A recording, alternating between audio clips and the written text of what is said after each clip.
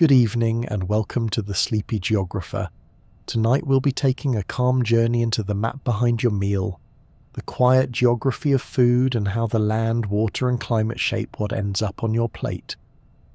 Before we get started, I'd love to know, where in the world are you listening from? If you enjoy these slow explorations, a like and a subscribe would mean a lot. And to those already subscribed, thank you kindly for being here. My only hope is that this video isn't so fascinating that it keeps you awake, though if it does, at least you'll drift off with a few new things to think about. So let's begin with a simple question. How does geography decide what we taste? Food doesn't begin in the kitchen.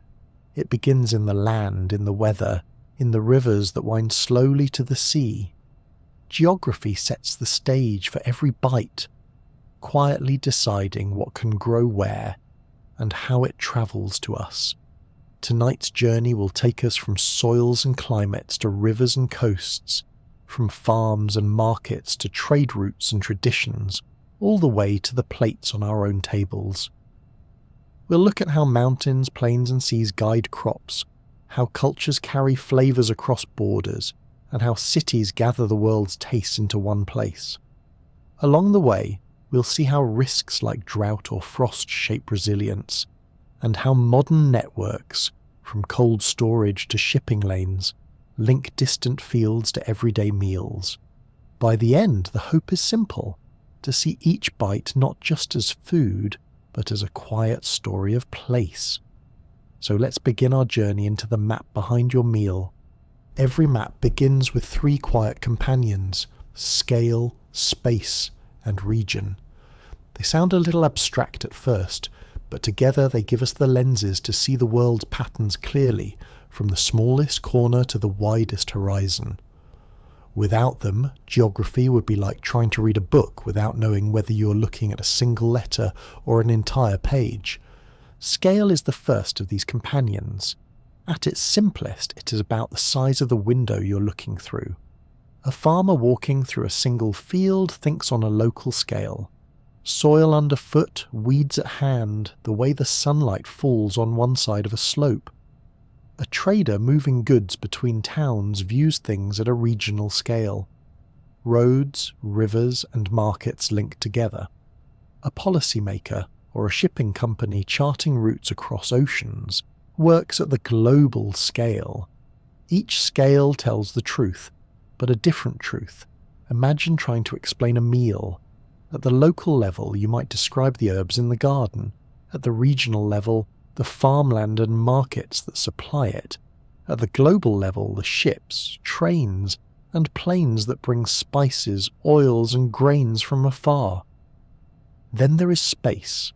Space, in geography, is not just emptiness, but the way things are arranged. It is the puzzle of patterns. Why settlements cluster along rivers, why crops appear in stripes and patches across valleys, why markets sprout up at crossroads. Geographers often look for the logic in these arrangements, even if at first they appear random. Consider a simple breakfast. The bread might come from fields laid out in a checkerboard, the fruit from orchards planted in rows along a sunny hillside, the coffee beans from mountain terraces carved into narrow bands. Each pattern tells of practical choices shaped by the land, the climate, and the hands that worked it. Finally, there is the idea of region.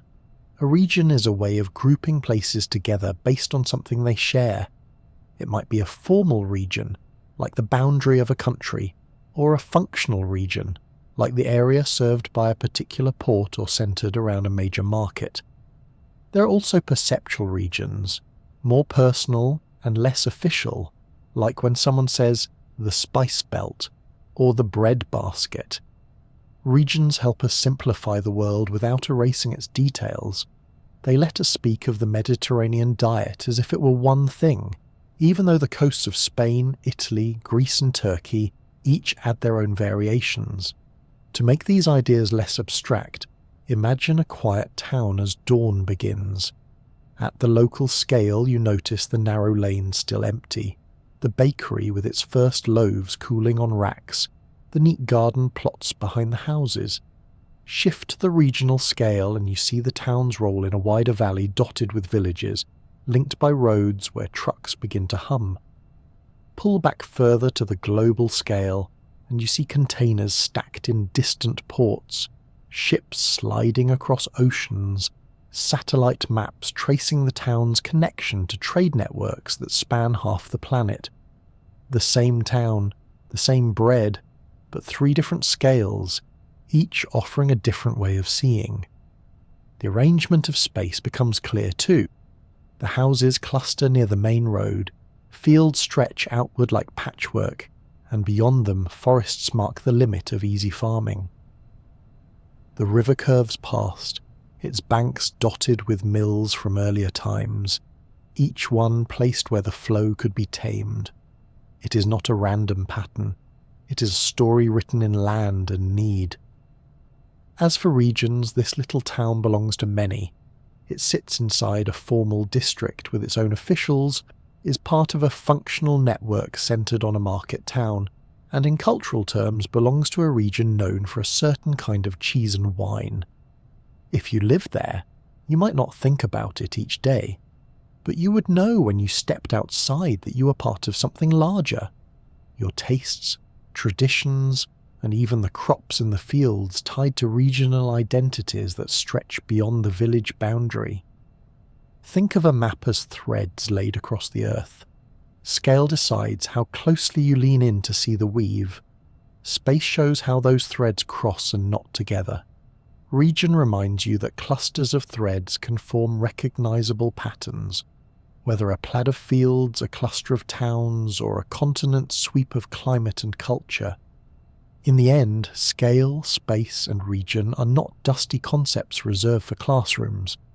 They are the quiet tools that explain why a morning loaf depends on soil in a field, a river bend, and sometimes a cargo ship halfway across the world. They remind us that every place is at once tiny and vast, local and global, ordinary and extraordinary.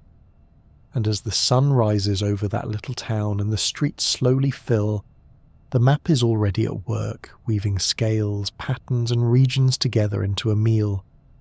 The surface of the earth is a restless canvas, shaped by forces that move so slowly we rarely notice them until their results tower over us. Mountains rise, plains stretch out, coasts crumble and reform, and all of these features quietly guide where people settle and what foods can grow. To understand why wheat thrives on one continent and rice on another, or why olives cling to hillsides while maize spreads across vast flatlands, it helps to look first at the building blocks of land itself. Mountains are perhaps the most dramatic of these forms, thrust upward where tectonic plates collide. The Himalayas, still climbing today, are a visible reminder that the Earth is not fixed but alive with motion. These high elevations create unique climates. On one side of a ridge you might find lush forests and terraces brimming with rice. On the other, rain shadows that leave valleys dry and suited for barley or hardy livestock. Altitude also affects temperature, making it possible to grow crops in cooler niches even close to the equator. In the Andes, potatoes became a staple precisely because of the cool, elevated environment that favoured them, while maize grew more readily lower down. Mountains fragment the landscape, producing pockets of biodiversity and traditions shaped by isolation. A cheese made in one alpine valley may differ subtly from another just a few miles away because the slope, soil and grasses create their own recipe. In contrast, plains stretch across continents like blank pages for agriculture. They're usually born of deposition, sediments laid down by rivers over thousands of years, or by glaciers grinding rock to dust during ice ages. The Great Plains of North America, the Eurasian steppe, the Indo-Gangetic Plain, each has been a breadbasket, capable of supporting vast fields of grain. Flat terrain makes farming easier, transport more straightforward, and settlements more continuous. The soils here are often deep and fertile, replenished by river floods or ancient loess deposits carried by winds.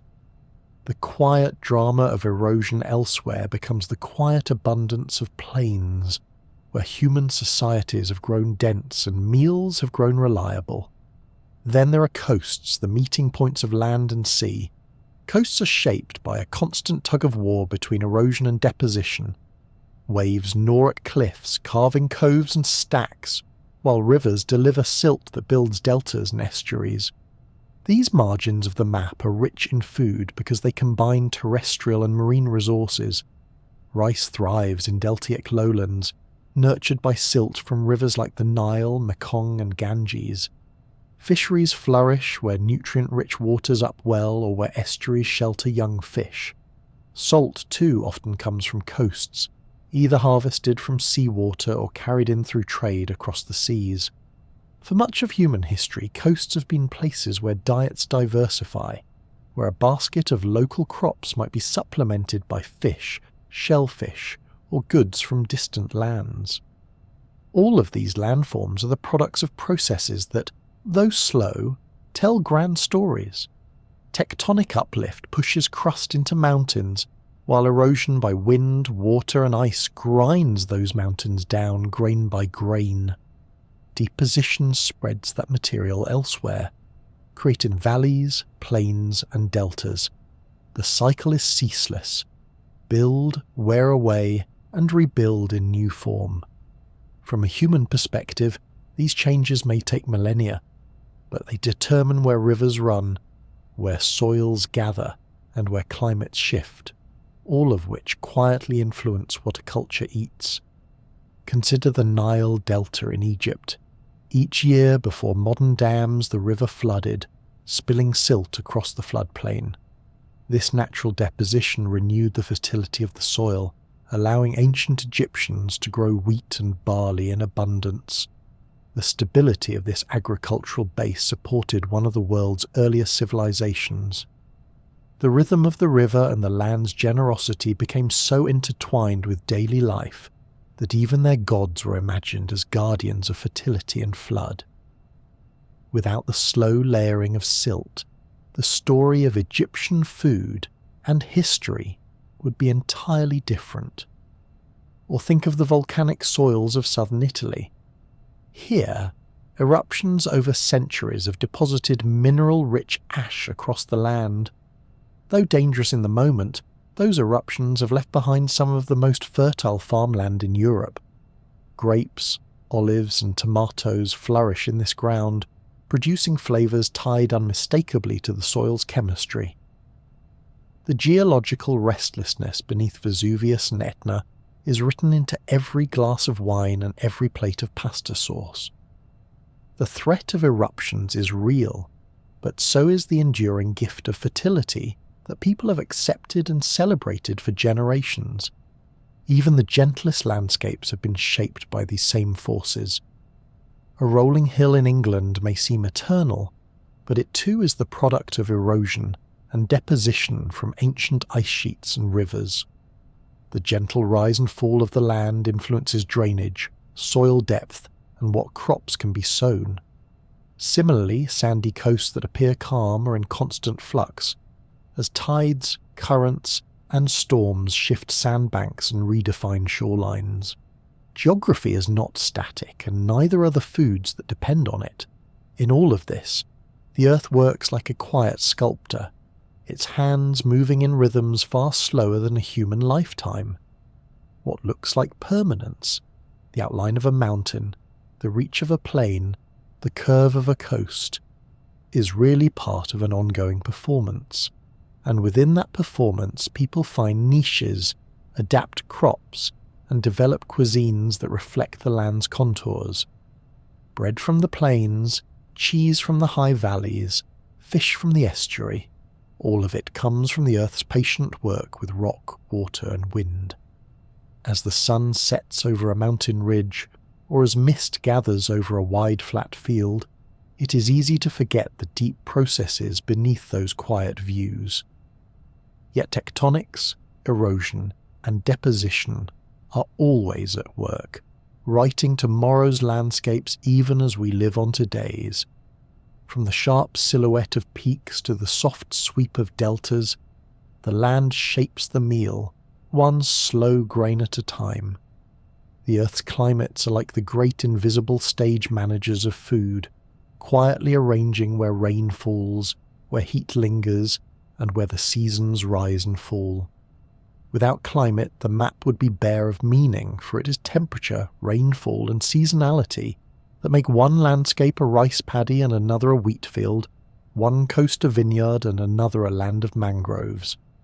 Climate patterns may seem too grand or too abstract to notice in daily life, but they touch every grain, fruit, and harvest that eventually reaches the table. At the heart of these patterns are the immense atmospheric engines known as Hadley cells. Picture the equator as a place where the sun's energy is poured most generously. Warm air rises there, heavy with moisture, and as it ascends it cools, condensing into clouds and rains that drench the tropics. This is why rainforests cluster around the equator, a belt of green nourished by this constant cycle. Once the air has shed its water, it moves poleward, sinking again in the subtropics. Where the air descends, it dries and warms, creating some of the world's great deserts, the Sahara, the Arabian, the Kalahari. What seems like a distant scientific process is in fact the reason why spices, tropical fruits, and lush vegetation flourish in one band of the globe, while hardy date palms and sparse grazing land define another. Monsoons add another layer of rhythm, most famously across South and Southeast Asia. These seasonal winds are like the planet's great breath, inhaling and exhaling moisture across the land. In summer, warm land draws moist ocean air inward, releasing torrents of rain that fill rivers, flood plains, and saturate paddies. In winter, the winds reverse, bringing cool, dry air from inland to the coasts. This dependable cycle underpins entire cuisines. The monsoon's rains allow rice to dominate diets in India, Bangladesh, and beyond, while the dry season provides the pause for storage, trade, and preparation. Monsoons are not gentle, they can arrive late or fail, causing hardship. But when they run true, they are the quiet metronome of life, beating out the season's meals. Then there are the oceans, vast regulators of heat and carriers of nutrients. Currents flow like conveyor belts across the seas. The Gulf Stream, for example, carries warmth northward, giving Western Europe a milder climate than its latitude alone would suggest. Without it, vineyards in France might resemble the tundra rather than gentle rolling hills of vines. Cold currents, like the Humboldt off South America's coast, bring nutrients from the depths, fueling fisheries that support millions. These watery highways also carry moisture inland, deciding where coastlines are lush and where they are dry. Behind every plate of fish, every sip of wine, and every orchard by the shore lies the hidden guidance of these marine circulations. Together, these climate systems create the Earth's biomes, the great habitats that stitch the planet together like a patchwork quilt. Each biome has its own quiet rhythm, and each produces food suited to its conditions. The tropical rainforest biome, drenched and humid, brims with abundance. Bananas, cacao, coffee, and countless fruits emerge from its shaded understories. The soil itself is not especially rich.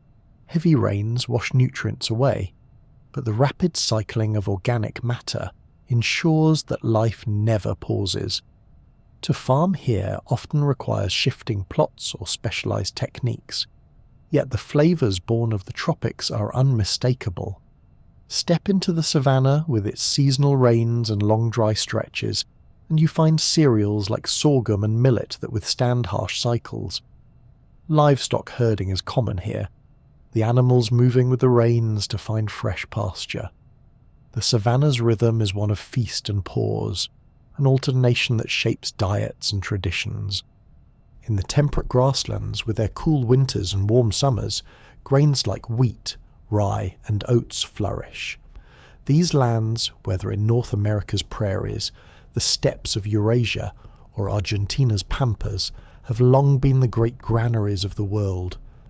The alternation of seasons is steady enough to allow surplus and storage, making bread a staple that travels far beyond its place of origin. Mediterranean biomes with hot, dry summers and mild, wet winters produce olives, grapes, and figs. The landscape itself is written into the cuisine. Oils pressed from hardy olive trees, wines grown on rocky hillsides, and herbs that thrive in lean soils under blazing suns. The predictability of the climate gave rise to diets praised for their health, but it is geography that makes them possible. Farther north and south lie the boreal forests and tundra, less generous but no less important. Here, short-growing seasons mean reliance on root vegetables, hardy berries, and preserved foods. Fish, game, and fermentation often play larger roles because the climate does not allow year-round agriculture. These biomes remind us that human ingenuity can find nourishment even in the leanest conditions, using smokehouses, ice, and cellars to stretch the gifts of short summers into long winters. It is tempting to see these biomes as fixed, yet they too are dynamic. Climate shifts can nudge their edges, changing where crops are viable.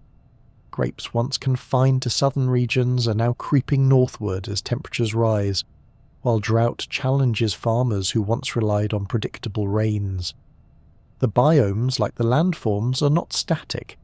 They're chapters in a book that is still being written, line by line, season by season. To bring these vast ideas closer, imagine standing in a vineyard at dawn. The vines depend on the balance of warm days and cool nights, the slope that drains excess water, the mild winter rains that replenish the soil. Behind that glass of wine lies not just the farmer's work, but the quiet interplay of climate patterns that reach back to global winds and ocean currents. Or picture a rice paddy shimmering under the summer sun, its green blades swaying gently in monsoon-fed water. Here too, the harvest is part of a chain that begins with the tilt of the earth, the movement of air masses, and the vast circulation of oceans. Climate sets the tempo, and biomes give the stage its scenery. Together they decide which plants thrive, which animals can be herded, and which meals find their way to tables across the world. They remind us that food is never only about human choice. It is also about rain falling in the right month, winds shifting as they always have, and the steady pulse of seasons repeating their quiet patterns. And just as rivers and deltas are shaped by these forces, so too are the waters that flow, waiting to tell their own part of the story. Water has always been the quiet architect of human life. Follow the great rivers and you will find the footprints of cities, farms, and trade routes. Trace the coasts and you will see harbours that welcomed goods and ideas from distant lands. Look at the deltas, where land and water weave together, and you will find the stories of civilizations written in layers of soil and silt. It is no exaggeration to say that where water goes, people follow. Rivers are more than moving channels of water. They are systems that collect from vast basins. The Amazon gathers from millions of square kilometres, carrying not just water but nutrients, sediments, and life itself. The Nile, though far smaller in volume, has shaped human history in a way few rivers can match, turning a desert into a ribbon of fertility. River basins are like the catchments of culture. Everything flows downhill into them, both physically and metaphorically. Along their banks, societies learn when to sow, when to harvest, and how to store for lean times. The flood becomes both friend and threat, a reminder that abundance often comes with risk. Deltas are the memory keepers of rivers, recording centuries in their layers of sediment. The Mississippi Delta holds the imprint of floods, storms, and shifts in the river's course. The Ganges-Brahmaputra Delta, one of the most fertile and densely populated regions in the world, is built grain by grain as Himalayan glaciers feed silt into the sea. These deltas are dynamic. They grow, sink, and reshape, depending on the balance of water, tides, and human engineering. But for those who live on them, they are generous. Rice paddies spread across the flat ground, fishing thrives in the brackish waters, and trade finds a gateway to the ocean. Yet deltas are fragile too. A storm surge or a rise in sea level can undo generations of settlement, reminding people that the ground beneath their feet is borrowed from the river, not permanent land. Estuaries, where rivers meet the sea, are another gift of water. These mixing zones of fresh and salt water create nurseries for fish and safe harbours for ships. The Thames estuary has long been London's link to the wider world, while the Pearl River Delta has supported some of the busiest trading cities on Earth. Estuaries are rich not only in ecology, but also in opportunity, bridging inland production with maritime exchange. They embody the principle that food and goods move most easily where water offers both depth and shelter. Coasts too tell their story in tides and erosion. Waves grind cliffs into sand, currents redistribute that sand into beaches, and storms rearrange it again. Yet amid this constant change, people have always found places to anchor. Harbours form naturally where bays curve inward or where river mouths offer shelter. The calm of a protected harbour has been enough to turn fishing villages into empires. Venice, rising from the lagoons of the Adriatic, grew on a foundation of waterborne trade. Amsterdam, laced with canals, became a global hub by harnessing its coastlines and waterways. These places show how human ingenuity pairs with natural shelter to create lasting centres of culture and commerce. Consider the Mekong River as a case study. Originating high in the Tibetan Plateau, it flows through 6 countries before reaching the sea in Vietnam. Along its length, it supports rice cultivation, fisheries, and transport. In its delta, the Mekong fans out into a maze of channels and fields, one of the most productive agricultural regions in Asia. Here, farmers plant multiple rice crops a year, nourished by the river's seasonal floods. The river not only provides food, but also creates identity. The pace of life follows the rise and fall of the water. Festivals celebrate its abundance, and traditions are tied to its cycles. In this way, the Mekong is not just a river, but the spine of an entire way of life. Or think of the Rhine in Europe. Flowing from the Alps to the North Sea, it has long been a corridor of connection. Roman legions once marched its banks, medieval castles still guard its middle reaches, and barges today carry goods through one of the busiest waterways in the world. Vineyards climb its slopes, drawing on the moderated climate and fertile soils of the river valley. The Rhine shows how a river can be both a boundary and a bridge, both a defence and a lifeline. These examples remind us that rivers, deltas and coasts are not simply geographical features but partners in human survival and success. They determine where towns can flourish, which crops dominate, and how far trade can reach. They are also reminders of impermanence. A river can change its course in a season. A coastline can shift in a single storm. Yet within this uncertainty lies resilience, as communities learn to adapt to the changing waters. To picture the importance of water, imagine the world without it. Cities would be stranded far from trade, agriculture would falter, and cuisines would shrink to whatever the dry ground alone could provide. With water, however, the world is connected. Grains flow downriver to ports, fish are caught where tides mingle, and goods arrive by sea from across the horizon. Water draws the map as surely as ink, shaping where people gather and what they share at the table. In the end, rivers, deltas and coasts are the Earth's natural organisers.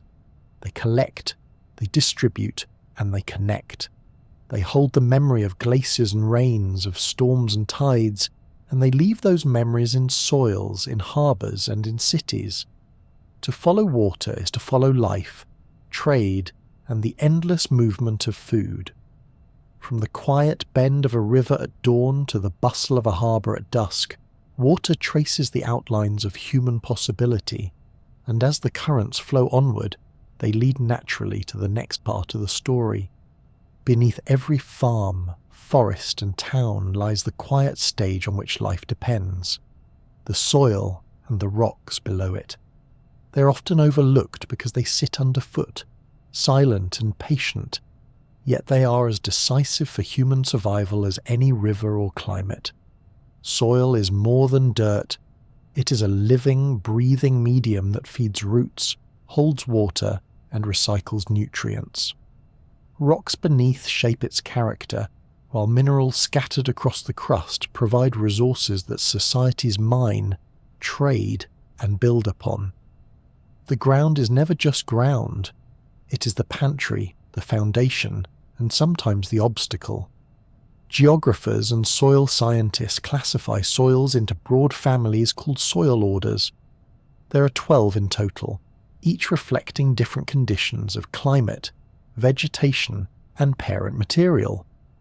Alpha soils found in temperate regions are moderately fertile and good for crops like corn and soybeans. Mollissols, the dark, rich soils of grasslands, are among the most productive in the world, covering the prairies of North America, the steppes of Eurasia, and Argentina's pampas. Oxysols, by contrast, dominate tropical rainforests, weathered by heavy rainfall into soils low in nutrients. Though lush vegetation grows above them, farming there can be challenging without careful management. And then there are andisols, formed from volcanic ash, which are famously fertile. Japan's rice terraces, the vineyards of Italy, and the potato fields of the Andes all owe much of their productivity to these volcanic soils, enriched by minerals spewed from eruptions long ago. Soil fertility is not simply about richness, but about balance. A fertile soil has the right mix of nitrogen, phosphorus, potassium, and trace minerals, along with organic matter that keeps it spongy and moist. Too much rain can leach nutrients away, too little leaves salts behind. The soil's texture, whether sandy, silty, or clay, determines how it holds water and how roots can spread. A sandy soil drains quickly but dries out. A clay soil holds water but can suffocate roots. A loamy soil, with a blend of all three, is often called farmer's gold. These characteristics quietly decide which crops succeed and which fail. Grapevines thrive in well-drained, stony soils where they must struggle just enough to produce concentrated flavours, while rice prefers heavier soils that hold water. Zooming in on a single patch of earth can reveal just how complex this hidden world is. Imagine kneeling in a vineyard on a cool morning. The soil under your hand is gravelly, warmed by the sun during the day and slowly releasing that heat at night. Between the stones, fine particles hold enough water to sustain the vines, but not so much that the roots grow lazy. Earthworms move unseen, aerating the soil and leaving behind nutrient-rich castings. Fungi thread their way through microscopic tunnels, connecting roots in networks that share minerals. The taste of the wine that will one day be poured owes as much to this quiet community below ground as to the grapes above it. In every sip you taste a partnership between geology, biology and climate. Rocks themselves matter too, for they form the parent material from which soils develop. Granite, slow to weather, produces coarse sandy soils. Limestone, rich in calcium, creates alkaline soils favoured by olives and certain vines. Basalt, a volcanic rock, weathers into some of the most fertile soils on Earth, nurturing everything from coffee in Ethiopia to bananas in Central America. The type of bedrock beneath a region leaves its fingerprint not only on farming but also on building materials, from marble quarried for temples to clay baked into bricks. Resources embedded in the Earth's crust add another dimension. Salt, once so vital it was traded like gold, comes from evaporated seas or mined from deep deposits. Coal and petroleum formed from ancient plants and plankton compressed over millions of years became the fuel of industry and transportation. Metals like iron, copper and aluminum shape tools, machines and containers that in turn transform how food is stored and traded. Fertile soils may feed, but minerals mined from rocks sustain the infrastructure that allows harvest to be moved, processed and preserved. Geography of resources is uneven, and this unevenness has steered human history. Societies have risen where fertile soils and valuable ores coincided, and conflicts have often followed when those resources were scarce or contested. The ground beneath us is not static. Erosion removes soil, carrying it downstream into rivers and deltas. Human activity can accelerate this, stripping away centuries of accumulation in a single careless season of ploughing. Conservation practices, terracing, crop rotation, planting cover crops, are not new inventions but responses that farmers have refined for thousands of years to keep the land generous. Where soils fail, migration often follows as people search for new ground that will sustain them. Consider the story of the Les Plateau in China. This region is covered in deep deposits of fine, wind-blown soil, incredibly fertile yet highly prone to erosion. For centuries it supported dense populations, but overuse and deforestation led to catastrophic soil loss, turning hillsides into barren gullies. In recent decades, efforts to restore vegetation and reshape slopes have brought life back to the land, showing how resilience and knowledge can repair even damaged ground. The soil remembers both neglect and care. Or think of the volcanic highlands of Rwanda, where rich andisols allow intensive farming of bananas, beans and potatoes. These soils, young and fertile, support some of the highest rural population densities in Africa. Yet this abundance also demands careful management, because once volcanic soils are exhausted, they are difficult to replenish. Here, the ground is both gift and responsibility, a reminder that fertility is not infinite but something to be stewarded. What lies beneath shapes not only what we eat but how we live.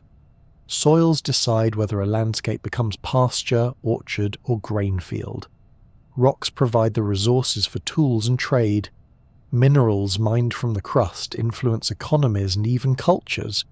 Think of salt roads, coal towns, and gold rushes. Human history is written not just in cities and borders, but in the chemistry of the soil and the hardness of the stone. From the softness of a loamy field to the stark richness of volcanic ash, from the salts that season food to the ores that build ships, the earth beneath is both pantry and platform. The next time you pick up an apple, a loaf, or a glass, remember that long before water and sunlight did their work, the soil and stone beneath quietly determined what would grow and how it would be shared. The ground is never just the ground. It is the first chapter in the story of human survival. People leave patterns on the map as clearly as rivers or mountains. Where we gather, how many of us live together, the age we tend to be, and the routes by which we move all shape not only the human landscape but also the geography of food. Every city, village and farmyard tells a story of numbers, ages and journeys, each quietly influencing what is cooked, grown and traded. Population density is one of the simplest but most revealing measures. In some regions, people live shoulder to shoulder, like in the crowded deltas of Bangladesh or the river valleys of China, where fertile land and reliable water have drawn dense settlements for millennia. These places hum with life because the soil can sustain many mouths, and because rivers make transport easy. In contrast, the Sahara or the Siberian tundra support only sparse communities, where the harshness of climate and the scarcity of resources keep populations thinly spread. Density often mirrors geography.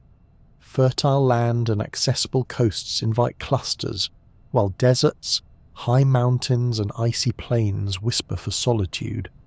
But density is not the only layer. Age structures tell another story.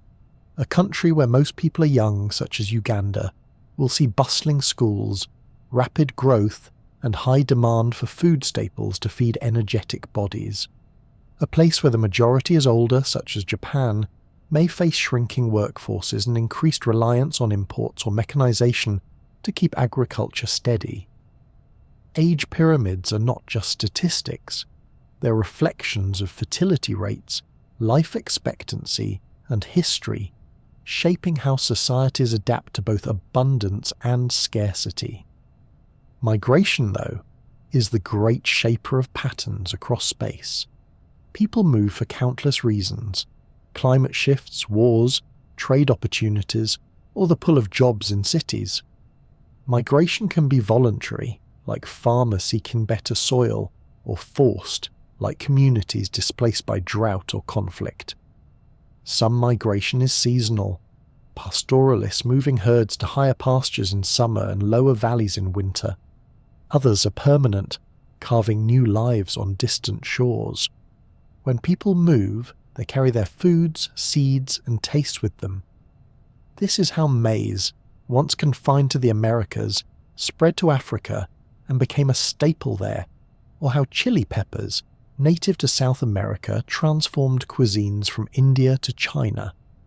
Diasporas are especially powerful carriers of flavor. The Jewish diaspora carried recipes of bread and spice across continents, adapting them to local ingredients.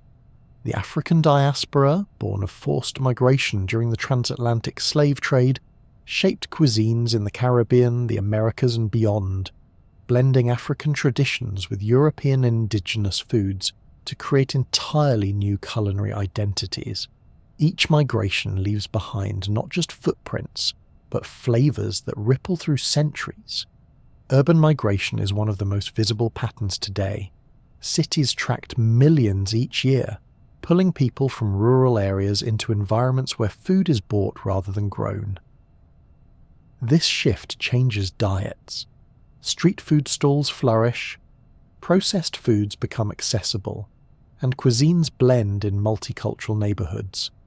A single street in London or New York might serve Ethiopian coffee, Vietnamese pao, and Mexican tacos, each brought by migrants who carried both recipes and resilience. The patchwork of migration makes cities into living atlases of taste. Consider the movement of South Asians to East Africa in the late 19th and early 20th centuries. Many arrived as workers on railways or as traders, and though they adapted to local conditions, they also brought with them spices, curries, and cooking styles that blended with African ingredients. Today, Kenyan and Tanzanian coastal cuisine still carries the imprint of this migration, with dishes like pilau rice and spiced stews bearing both African and South Asian ancestry. A single plate tells a story of oceans crossed, families resettled, and tastes reimagined. Another thread can be seen in the Mediterranean, where centuries of migration and conquest layered cuisines like palimpsests. Arabs brought citrus fruits, spices, and irrigation methods into southern Europe. Later, the Columbian exchange introduced tomatoes, potatoes, and maize from the Americas. Today, Italian pasta sauces or Spanish gazpacho would seem unthinkable without these additions, yet they are the result of movements across seas and generations. Diasporas do not only preserve food traditions, they continually reshape them. Population patterns also respond to geography's harder lessons. When drought strikes the Horn of Africa, families move in search of water and pasture. When floods displace villages along the Mekong, communities rebuild on higher ground or seek opportunities in cities. Migration is sometimes a story of hope, sometimes of necessity, but always of adaptation. The foods that travel with people become bridges to memory, connecting new landscapes with old homelands. At the same time, population density and migration create pressures. Urban areas with rapid growth strain to supply fresh produce, meat, and grains. Rural regions that lose young workers may struggle to maintain traditional farming. leading to reliance on imports. Age structures matter here too. A country with many young workers may produce surpluses, while one with more retirees may rely heavily on global trade. Food geography is always entangled with human geography. Imagine then a small town at dusk. The market has closed, its stalls emptying of vegetables and spices brought in from fields, nearby and from distant ports. Some families prepare meals with ingredients grown for generations in local soil, while others add touches from far-off lands. Chili peppers from across the ocean, rice first cultivated thousands of miles away, or bread whose recipe travelled with ancestors. Young people talk of moving to the city, drawn by opportunity. Elders remember fields that once supported larger families. Around a single table, you can see the layers of density, age, and migration woven into the meal. Human footprints are not only marks on land but also patterns in taste, habits, and resilience. Where people cluster, what ages they tend to be, and how they move across the world all shape the food that sustains them. Populations grow, shift, and adapt, and in the rhythms of those changes, cuisines evolve. At twilight, as kitchens glow and the day quiets, these patterns continue their work, linking people to place, memory, and the wider map of human life. The way settlements form, from small villages to sprawling megacities, is never random. Geography provides the canvas, and human needs paint the shapes. The first distinction geographers make is between site and situation. Site refers to the exact spot where a settlement grows, the soil beneath it, the slope of the land, the presence of fresh water, or the protection of a hill. Situation, on the other hand, describes its wider connections, whether it lies on a trade route near fertile plains or within reach of other towns. Together, site and situation explain why some places flourish, while others remain little more than dots on a map. A village might form on a bend in a river, where the site offers both fertile floodplains and fresh water. Its situation improves if that bend happens to sit on a natural crossing, attracting traders and travellers. As it grows, roads appear, and the small village can swell into a market town. Over centuries, the same logic scales upward until a city emerges. No metropolis springs fully formed. It is always the patient outcome of site advantages and situational opportunities. Transport corridors magnify this process. Roads, rivers, and later railways and highways act as arteries, carrying goods and people.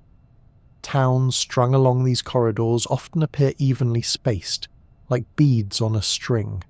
This is not coincidence but practicality. Travellers need places to rest, trade, and refuel at regular intervals. In medieval Europe, coaching inns became nuclei of towns. Along the Silk Road, caravanserai every few dozen kilometres served a similar function. Today, highway interchanges and railway stations play the same role, attracting service towns that feed off movement. Corridors not only shape where settlements grow, but also dictate their internal structure. Streets may radiate out from the main route, markets cluster at crossroads, and warehouses line the edges where goods are unloaded. Geographers also talk about central place theory, a framework developed in the 1930s to explain how settlements of different sizes distribute themselves. The idea is simple. Small villages provide everyday needs like bread or tools. Larger towns offer specialized goods, and big cities house rare services like universities or international trade. Each level serves as a central place for the smaller settlements around it, forming a hierarchy that often looks like a nested web of hexagons when drawn on paper. While real life is messier than diagrams, the logic still applies. You're more likely to buy daily bread in your local neighbourhood than travel across a city, but for a rare product or service you will venture farther. This rhythm of supply and demand underlies why settlements are distributed as they are. Urban form itself tells stories. Some cities follow organic patterns, with winding streets born of centuries of adaptation, like the Medinas of North Africa or the old quarters of European towns. Others follow planned grids like many Roman colonies or modern American cities. The grid allows easy navigation and orderly development, but winding streets have their charm, built from practical responses to terrain, defense, or climate. In hot climates, narrow alleys shade passers-by, while in windy regions, curved streets soften gusts. Even within the chaos of a metropolis, you can often trace the geography that shaped it. The river it first hugged, the ridge it avoided, the harbour that drew it outward. Markets are the beating heart of many settlements, especially visible at the street level. Picture a morning bazaar in Marrakesh, stalls overflowing with spices, textiles and fruits. The air is dense with scent, sound and colour. Or imagine a night market in Taipei, lanterns glowing as people gather to eat and trade under the open sky. Markets embody the relationship between geography and settlement. They appear where producers and consumers meet, where goods flow in and people gather, creating not just economic exchange but also social rhythm. Whether in a rural square or beneath skyscrapers, the principle is the same. Markets root communities in space. Neighbourhoods too reveal geography's quiet hand. In many towns, older districts cluster near rivers or ports, with narrow streets and historic buildings. Newer suburbs expand outward, shaped by cars and wider roads. Some neighbourhoods are industrial, some commercial, and others residential, each reflecting a layer of economic history. In port cities, the waterfront may first serve warehouses and docks, later transform into markets, and eventually become gentrified promenades. Geography shapes, but time reshapes again and again. The shift from village to megacity also transforms diets. In rural settlements, food comes directly from nearby fields or herds. In towns, markets bring a mix of local and regional goods. In cities, supply chains stretch across continents, making bananas from Ecuador and rice from Thailand as commonplace as local bread. Urban form thus not only influences where people live but also what they eat. The larger the settlement, the more diverse and far-reaching its food geography becomes. Take Lagos, Nigeria, as an example. Once a small fishing settlement, its site on a lagoon gave it protection and access to the Atlantic. Its situation as a hub of trade routes magnified its growth. Today, it is one of the largest cities in Africa, its markets sprawling, its food culture blending local staples like yams and cassava with imported grains and spices. The same can be said of New York, Shanghai, or Mumbai. Each began as a favourable site, grew through situational advantages, and blossomed into mega-cities with food webs stretching around the globe. Yet even in the largest cities, quiet moments remind us of the smaller scales of settlement. As evening settles over a neighbourhood, the streets empty of traffic, and the glow of cooking fires or kitchen windows takes over. A child runs across a courtyard, someone buys bread at the corner stall, and the smell of food drifts into the night air. Here, in a single neighbourhood block, the vast theories of site, situation and central places condense into ordinary human life. Settlement patterns and urban forms may seem like abstractions, but they are simply the traces of human needs meeting geography's possibilities. Villages, towns, and cities grow where the land allows and where connections invite. Their shapes reflect centuries of adaptation and ambition, yet their heart remains the same. Places where people gather, exchange, and share the meals that bind them. At dusk, whether in a tiny village lane or a vast city square, the geography of settlement is written in the glow of windows, the murmur of markets, and the rhythms of daily life settling into night. Culture is the invisible paint on the surface of the earth, spreading across valleys, flowing along coasts and climbing into mountains. Unlike rivers or mountains, it cannot be touched or measured with a ruler, yet it leaves patterns every bit as real. Languages, beliefs, music, rituals and foods are woven into the landscape so thoroughly that maps themselves seem to whisper stories of identity. A language boundary may not be marked by a line on a map, but cross it, and suddenly shop signs change, songs shift, and recipes take on a different flavour. Geographers often talk of cultural regions, areas where certain customs, languages or traditions dominate. Some are broad, like the Arabic-speaking world stretching from Morocco to Oman, tied together by a common tongue but filled with local differences. Others are smaller, like the Basque region straddling the border between France and Spain, where a unique language has survived for millennia despite pressure from larger neighbours. These regions are not rigid boxes. They overlap, blur at the edges and change over time, but they give a sense of where identities cluster and how people imagine their place in the world. Culture spreads in patterns known as diffusion. Imagine a pot of dye poured into water. The colour gradually spreads outward. Ideas, foods, and technologies move in similar ways. Relocation diffusion happens when people physically move, carrying traditions with them, such as Italian migrants bringing pizza and pasta across the Atlantic. Expansion diffusion occurs when a practice spreads from a central point without the movers themselves relocating, like the way tea drinking rooted in China reached Britain and then spread through its empire. Then there is hierarchical diffusion, where trends leap from large cities or powerful groups to others below them. Fashion, pop music, and sometimes even cuisine spread in this way, travelling through social hierarchies faster than through geography.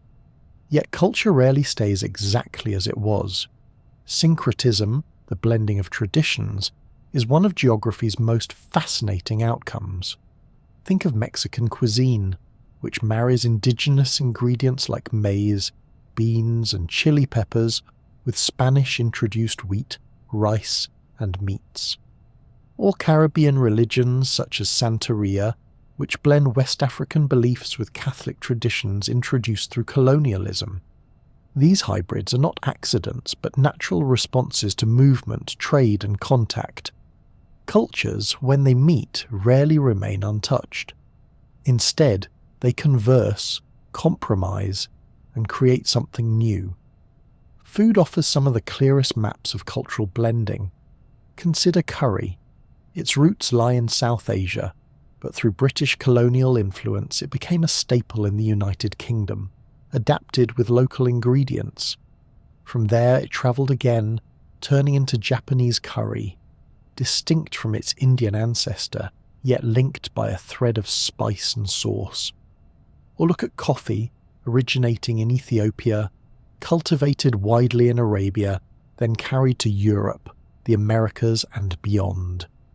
Each region reshaped how coffee was grown, brewed and consumed, creating espresso in Italy, café au lait in France, and spiced coffee in the Middle East. The bean is the same, but the cultural landscapes it passed through left their mark. Belief systems shape landscapes too. Churches, mosques, temples and shrines often dominate skylines, becoming landmarks as recognizable as mountains. Pilgrimage routes, from the Camino de Santiago in Spain to the Hajj in Saudi Arabia, create enduring corridors of movement. Sacred spaces can transform entire regions, bringing trade, hospitality, and shared traditions. Belief also guides how landscapes are used. Fields may be divided according to communal traditions, animals treated in ways tied to religion, or days of rest observed that influence rhythms of work and markets. These practices, repeated over generations, embed belief into both daily life and the map itself. Language may be even more powerful. It is the thread that connects identity to place, and its distribution often mirrors geography. Mountains can isolate dialects, rivers can link them, and migration can carry tongues to new lands. English, Spanish and French spread widely through colonial expansion, while languages like Quechua in the Andes or Yoruba in West Africa remain rooted to regions with deep histories. The revival of minority languages, Welsh in Wales, Maori in New Zealand or Hawaiian in the Pacific, shows how people tie cultural survival to geography, seeing land and language as inseparable. Culture also writes itself into the built environment. In some regions, houses are designed with flat roofs to collect scarce rainfall, while in others they slope steeply to shed snow. Streets may twist to provide shade in hot climates or spread wide to catch breezes. Even city layouts carry cultural signatures. Grid systems reflecting order and planning, organic lanes showing adaptation over centuries. Culture and geography are partners, one shaping the other, until it becomes hard to separate whether a place looks the way it does because of the environment, the people, or both together. Humour helps us see this more gently. Maps don't judge, they just notice. They do not ask why pizza restaurants appear on every other corner of New York, or why kebab shops cluster near European railway stations. They simply record patterns. The task of geographers is to look at those patterns and ask what they reveal about history, migration, and taste. Sometimes the answers are serious, other times they are delightfully simple. People like food that tastes good, and communities that feel familiar. Consider a quiet evening scene. A narrow street in Istanbul fills with the smell of bread baking, spices wafting from market stalls, and the call to prayer drifting above the rooftops. Around the corner, tourists sip coffee in a cafe, unaware that the beans once travelled from Ethiopia through Yemen before reaching Europe centuries ago. Layers of culture overlap here. Ottoman architecture, Byzantine ruins, global trade, and modern tourism. The street itself is a textbook of cultural geography, written not in academic terms but in sound, scent, and stone. Or imagine a small town in Peru where Quechua is still spoken in the market square. Women sell potatoes in dozens of varieties, each with a name and tradition tied to altitude and soil. Spanish is spoken in the church and in official matters, but the older language holds the rhythms of daily life. Here the cultural landscape is bilingual, bicultural, and yet wholly integrated into the mountains that surround it. Culture on the landscape is never static. It shifts, adapts, and travels, just as people do. What endures is the way it leaves traces, patterns of speech, of ritual, of cuisine, that geographers can trace like threads in a tapestry. These threads tie people to place, and, in their crossing, create new designs. To look at the world this way is to see not just borders and rivers, but also the softer lines of tradition, the spreading colours of belief, and the quiet blending of identities across space. Culture maps the earth as surely as mountains and coasts, but in ways more flexible, more human, and often more flavourful. The movement of goods and services across the earth is one of the clearest ways to see geography in action. Economies, at their core, are shaped by location. What a place can produce easily, what it struggles to make, and how it connects with others to trade. This is the principle of comparative advantage, which sounds complicated but is really quite straightforward. If one region grows rice exceptionally well because of fertile soils and monsoon rains, and another raises sheep on cool, grassy uplands, then each benefits by focusing on what it does best and exchanging with the other. No place can be good at everything, but every place is good at something, and the web of trade ties those somethings together. Trade flows along corridors, the arteries of commerce that link production to consumption. Some corridors follow rivers, like the Rhine in Europe or the Yangtze in China, where barges carry goods past towns and factories. Others ride rails or highways, stitching together inland regions with coastal ports. Still others span oceans, where shipping lanes crisscross like invisible highways. These corridors funnel into ports, the great gateways of trade. Rotterdam in the Netherlands, Singapore at the tip of Asia, and Los Angeles on the Pacific coast, each handle staggering volumes of goods, containers stacked like colourful building blocks waiting to be moved. Ports are the pressure points of global trade. If they run smoothly, goods flow freely. If they clog, shortages ripple outward. Then there are choke points, narrow passages where global trade must squeeze through. The Suez Canal, the Strait of Malacca, the Panama Canal, the Strait of Hormuz. Each of these places sees millions of tons of goods pass through yearly. Their importance far outweighs their size. A temporary blockage in the Suez Canal in 2021 famously caused traffic jams of ships stretching for hundreds of kilometres, delaying everything from electronics to coffee beans. Geography dictates these choke points, and their control has always been a matter of power, politics, and sometimes conflict. Looking back, one of the most famous trade routes was the Silk Road, a network of paths connecting China to the Mediterranean. It was not a single road, but a web of trails through deserts, mountains, and oases. Along it moved not only silk, but also spices, glass, precious stones, and ideas. Buddhism spread along these corridors, as did technologies like paper and gunpowder.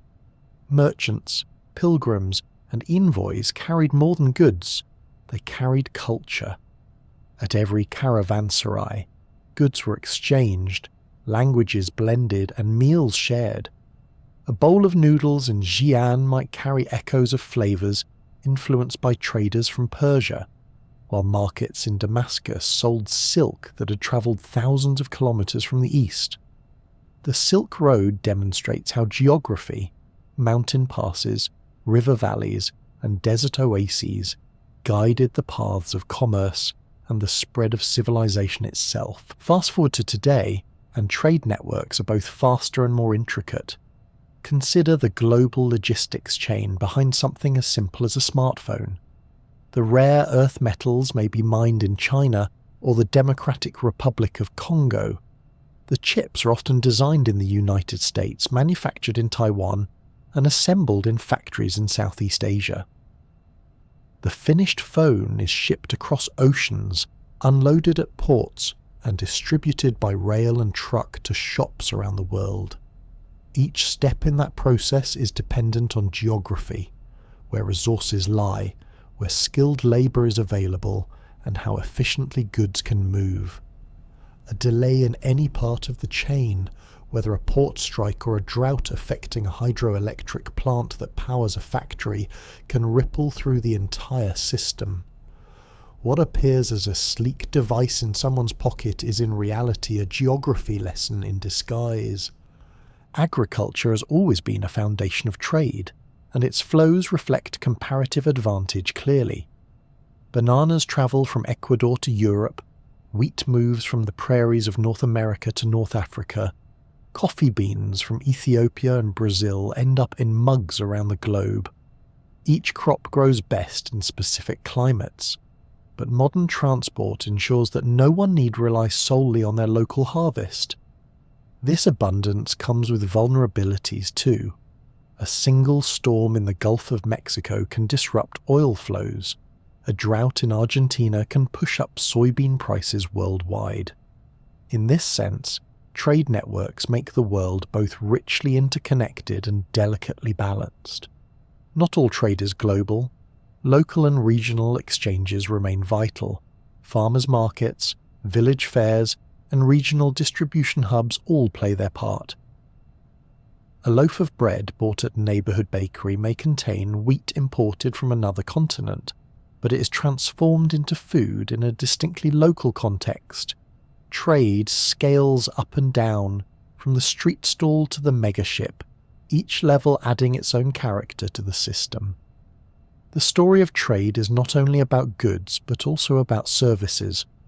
Financial centres like London and New York move capital around the globe. Tourist destinations trade in experiences, selling not just sights but the sense of place itself. Education, healthcare, and information all circulate in patterns just as real as the movement of bananas and smartphones. The corridors for these intangible trades are airports, fibre optic cables, and even satellites, each one mapping connections that tie places together. Yet amid this complexity, the geography of trade remains grounded in simple truths. Goods move along the easiest paths, gather at the most accessible hubs, and concentrate at the narrowest choke points. Whether camel caravans on the Silk Road or container ships gliding into Singapore, the principles are the same. Corridors, ports, and exchanges create lifelines that allow societies to specialize, prosper, and connect. Imagine standing at a harbour at twilight. Cranes unload containers, lights flicker on across the docks, and the hum of engines blends with the cries of gulls. Some of those containers hold grains from one continent, electronics from another, textiles from a third. Each has travelled thousands of kilometres, yet now they stand side by side waiting to move inland. In this moment you see how trade stitches the world together, turning distant lands into neighbours through the flow of goods. Trade networks are not just about economics, they're about geography's ability to link people, cultures and meals. From spices that once travelled by caravan to ships laden with containers of frozen fruit, the movement of goods tells us who we are and how we live. The map of trade is a web constantly redrawn, yet always anchored in the same principles: advantage, connection, and the endless search for exchange. Agriculture is one of the most visible ways humans have written themselves onto the land. Look down from above, and the planet appears as a patchwork of fields, lines, and patterns. These marks are not random doodles but carefully drawn systems, each reflecting climate, soil, and the ingenuity of those who work them. Rural landscapes are living mosaics, shaped by seasons and cycles, telling stories of survival, abundance, and change. Traditional farming systems often look small in scale but large in knowledge. A hillside terrace in the Andes, for example, is more than just a carved step. It is a strategy honed over centuries to prevent soil erosion, conserve water, and capture sunlight. Each terrace is like a shelf in a great outdoor pantry, growing potatoes, maize, or quinoa at altitudes where flat farming would be impossible. In Southeast Asia, terraces of rice glisten under monsoon rains, their flooded fields reflecting the sky in perfect layers. These systems may look simple, but they represent deep understanding of land and climate, passed down generation after generation. Commercial agriculture, by contrast, often paints the landscape on a much larger canvas. Fields stretch for kilometres, sometimes as far as the eye can see, planted with a single crop. Corn across the American Midwest, wheat across the Canadian prairies, soybeans across Brazil. Mechanization allows for speed and scale, with tractors and combines replacing hand tools and animals. The rhythm here is less about family knowledge and more about machinery, global markets, and efficiency. Where traditional systems might grow a dozen crops side by side, commercial fields may rely on just one, banking on technology to maintain fertility and ward off pests. Both approaches carry strengths and challenges. Traditional systems are often sustainable but limited in yield. Commercial systems feed millions but can exhaust soil and water if pushed too hard. Geography quietly sets the boundaries for both. Steep slopes call for terraces, while broad plains encourage mechanized fields. Rivers and rains determine whether irrigation is possible, while soils dictate which crops can flourish. The harvest cycle remains the heartbeat of agricultural life. Sowing, growing, and reaping follow the tempo of seasons. In Mediterranean climates, olives and grapes ripen under hot, dry summers and are gathered before autumn rains. In tropical monsoon regions, rice farmers time planting to the arrival of floods, turning paddies into green oceans of seedlings. In northern latitudes, long summer days push grains to maturity, while short growing seasons demand precision. Plant too late, and frost will steal the crop. These cycles shape not only landscapes but also calendars, festivals, and traditions. Harvest celebrations exist everywhere, from American Thanksgiving to India's Pongal, each a reminder of the dependence on soil, sun, and rain. Consider the quilt-like fields of England edged with hedgerows. These hedges mark centuries-old boundaries, once laid out to divide land for farming and grazing. They also shelter wildlife, regulate wind, and preserve soil. The view from a hill on a misty morning shows a checkerboard of greens and browns, the mist curling through valleys, while the hedgerows stitch the land together like seams. This is a rural landscape shaped not only by agriculture but by culture, how people chose to manage land and pass it down.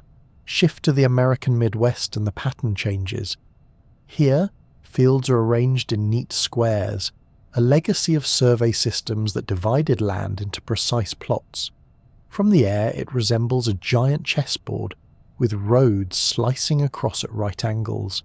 Irrigation systems add circles within squares, creating green wheels in the midst of golden plains. This is geography reshaped by mathematics, efficiency, and the drive to maximize yield. Other landscapes show different adaptations. In parts of Africa, shifting cultivation has long been practiced, where small plots are cleared, farmed for a few years, and then allowed to regenerate while farmers move on to new ground. This rotation allows soils to recover, balancing the needs of people with the pace of nature. Though sometimes criticized as inefficient, it is well suited to regions with poor soils and dense vegetation. It also reflects an intimate knowledge of cycles, both ecological and human. Agriculture does not only transform fields, it reshapes entire ecosystems. Irrigation canals divert rivers into new courses, dams store water for dry seasons, and terraces turn rugged hills into staircases of abundance. These alterations allow farming to flourish in unlikely places, but they also carry costs. Rivers may run dry downstream, soils may salinize under constant irrigation, and forests may vanish under the plough. Rural landscapes are both gifts and responsibilities, reminders that abundance depends on balance. Despite the scale of modern agriculture, many rural scenes remain timeless. Picture dawn over a valley in Southeast Asia. Mist drapes itself over rice paddies, the water shimmering as it reflects the pale sky. Farmers step carefully along narrow dikes, tending to young shoots. In the distance, a water buffalo pulls a plough, its hooves sinking softly into mud. Though global trade connects these fields to faraway markets, the moment itself is serene, rooted in cycles older than any city or corporation. Rural landscapes are often where culture and nature meet most directly. The placement of barns, the pattern of fences, the storage of grain, and even the design of farmhouses reflect both geography and tradition. In parts of Europe, barns and homes are joined together to shelter both people and animals during cold winters. In Japan, steep thatched roofs shed heavy snow, while in the Mediterranean, flat rooftops capture breezes. The farm is not just a workplace but a mirror of the land it belongs to. Agriculture is sometimes seen as the opposite of wilderness, but in reality it is another kind of ecosystem. It is one where humans orchestrate, but the soil, water and climate still set the rules. Terraces, fields and hedges are as much a part of Earth's geography as rivers or mountains. They are human-made, yes, but they are also grounded in the physical realities of place. The story of agriculture is one of adaptation. people learning to coax food from slopes, plains and deltas in ways suited to each environment. Some approaches are ancient, like terraces shimmering under mist, others modern, like satellite-guided harvesters rolling across prairies. All are answers to the same question: how to live with the land season by season. And in the quiet of morning, as mist lingers over fields patterned by generations, it is easy to see agriculture not as a battle against nature but as a conversation with it, written across the earth in furrows and rows. Energy is the hidden current that runs through every settlement, field and city street. Without it, the world would fall still, machines would quiet, lights would fade, and even the flow of food would slow to a trickle. Where that energy comes from depends not only on human ingenuity, but also on geography itself. The Earth offers power in many forms, and each source is tied to place in its own way. Fossil fuels remain the backbone of much of the world's energy. Coal, oil and natural gas are not evenly scattered, but clustered in certain basins where ancient plants and plankton were buried, compressed and transformed over millions of years. The Middle East became a hub of oil wealth because of its geological history, while Appalachia and northern China grew into coal powerhouses. Location decides availability, and availability shapes economies, politics, and even cuisine. Without easy access to fossil fuels, many countries would never have industrialized in the same way, and modern food systems, from fertilizer production to refrigerated shipping, would look vastly different. Fossil fuels are powerful but finite, and their concentration in specific regions ties energy to geopolitics as tightly as any border. Hydropower, by contrast, relies less on buried time and more on moving water. Rivers with steep gradients and reliable flow become natural candidates for dams. Norway, with its fjords and waterfalls, produces most of its electricity from hydro, while China's Three Gorges Dam harnesses the Yangtze to power millions of homes. Geography dictates where hydro thrives. You need mountains, rivers and rainfall. Flat deserts offer little opportunity, while cascading valleys can light entire nations. Yet hydropower also reshapes landscapes, flooding valleys into reservoirs and altering ecosystems downstream. It is a reminder that even renewable energy bends the environment to human need. Wind energy listens closely to the air itself. The best sites are where winds are steady and strong, often along coasts, wide plains or mountain passes. Denmark and the North Sea are famous for their offshore wind farms, spinning against the horizon. The Great Plains of the United States stretch out like a natural wind corridor, ideal for turbines that dot the landscape in rows. Geography again dictates the potential. Mountain valleys can funnel winds into steady gusts, while dense forests or irregular terrain can slow them. Wind is invisible, but its patterns are mapped and measured, turning geography into kilowatts. Solar energy depends on the dance of sunlight and cloud. Deserts, with their clear skies and vast expanses, are ideal. The Sahara has been described as capable of powering entire continents if covered with panels, though the practicalities of transmission make it more complex. In Spain, California and Australia, solar farms bloom in sunny regions, their panels tilting to catch every ray. Even in cloudier climates, solar finds a role, with rooftops and small-scale systems capturing daylight for local use. Geography matters here not only in sunlight hours, but also in land availability, grid connections and proximity to demand. The sun shines everywhere, but some places are better suited to harvest it at scale. Geothermal power digs even deeper, tapping the heat of the Earth itself. This energy source is tied tightly to tectonics. Iceland, perched on the mid-Atlantic ridge, heats its homes and pools with steam rising from volcanic ground. New Zealand, the Philippines and parts of East Africa also benefit from geothermal resources. where volcanic and tectonic activity bring the planet's warmth close to the surface. Geography is destiny here. Without volcanic or tectonic hotspots, geothermal potential is limited. But where it exists, it provides steady, reliable power, a reminder that beneath the quiet surface, the Earth's core is always restless. Together, these sources form a patchwork of energy geographies. No single system covers the globe evenly. Instead, regions lean on what their landscapes and climates allow. A country rich in rivers may favour hydro, another with sunny deserts may invest in solar, while those atop volcanic ridges can tap geothermal. Fossil fuels remain globally traded, yet their deposits still anchor them to certain lands. Geography sets the table, and societies decide how to serve the energy meal. Beyond generation, the geography of networks is equally important.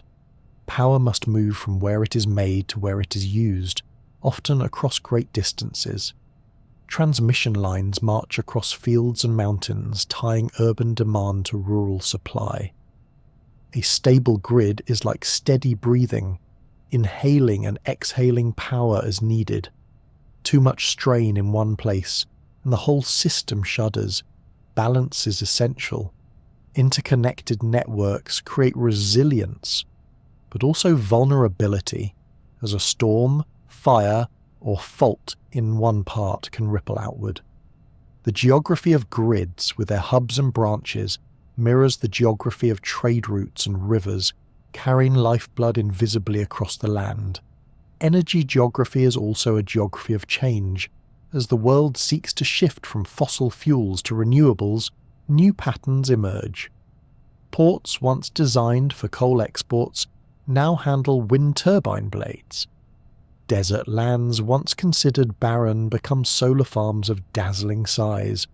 Offshore oil platforms are repurposed as sites for offshore wind.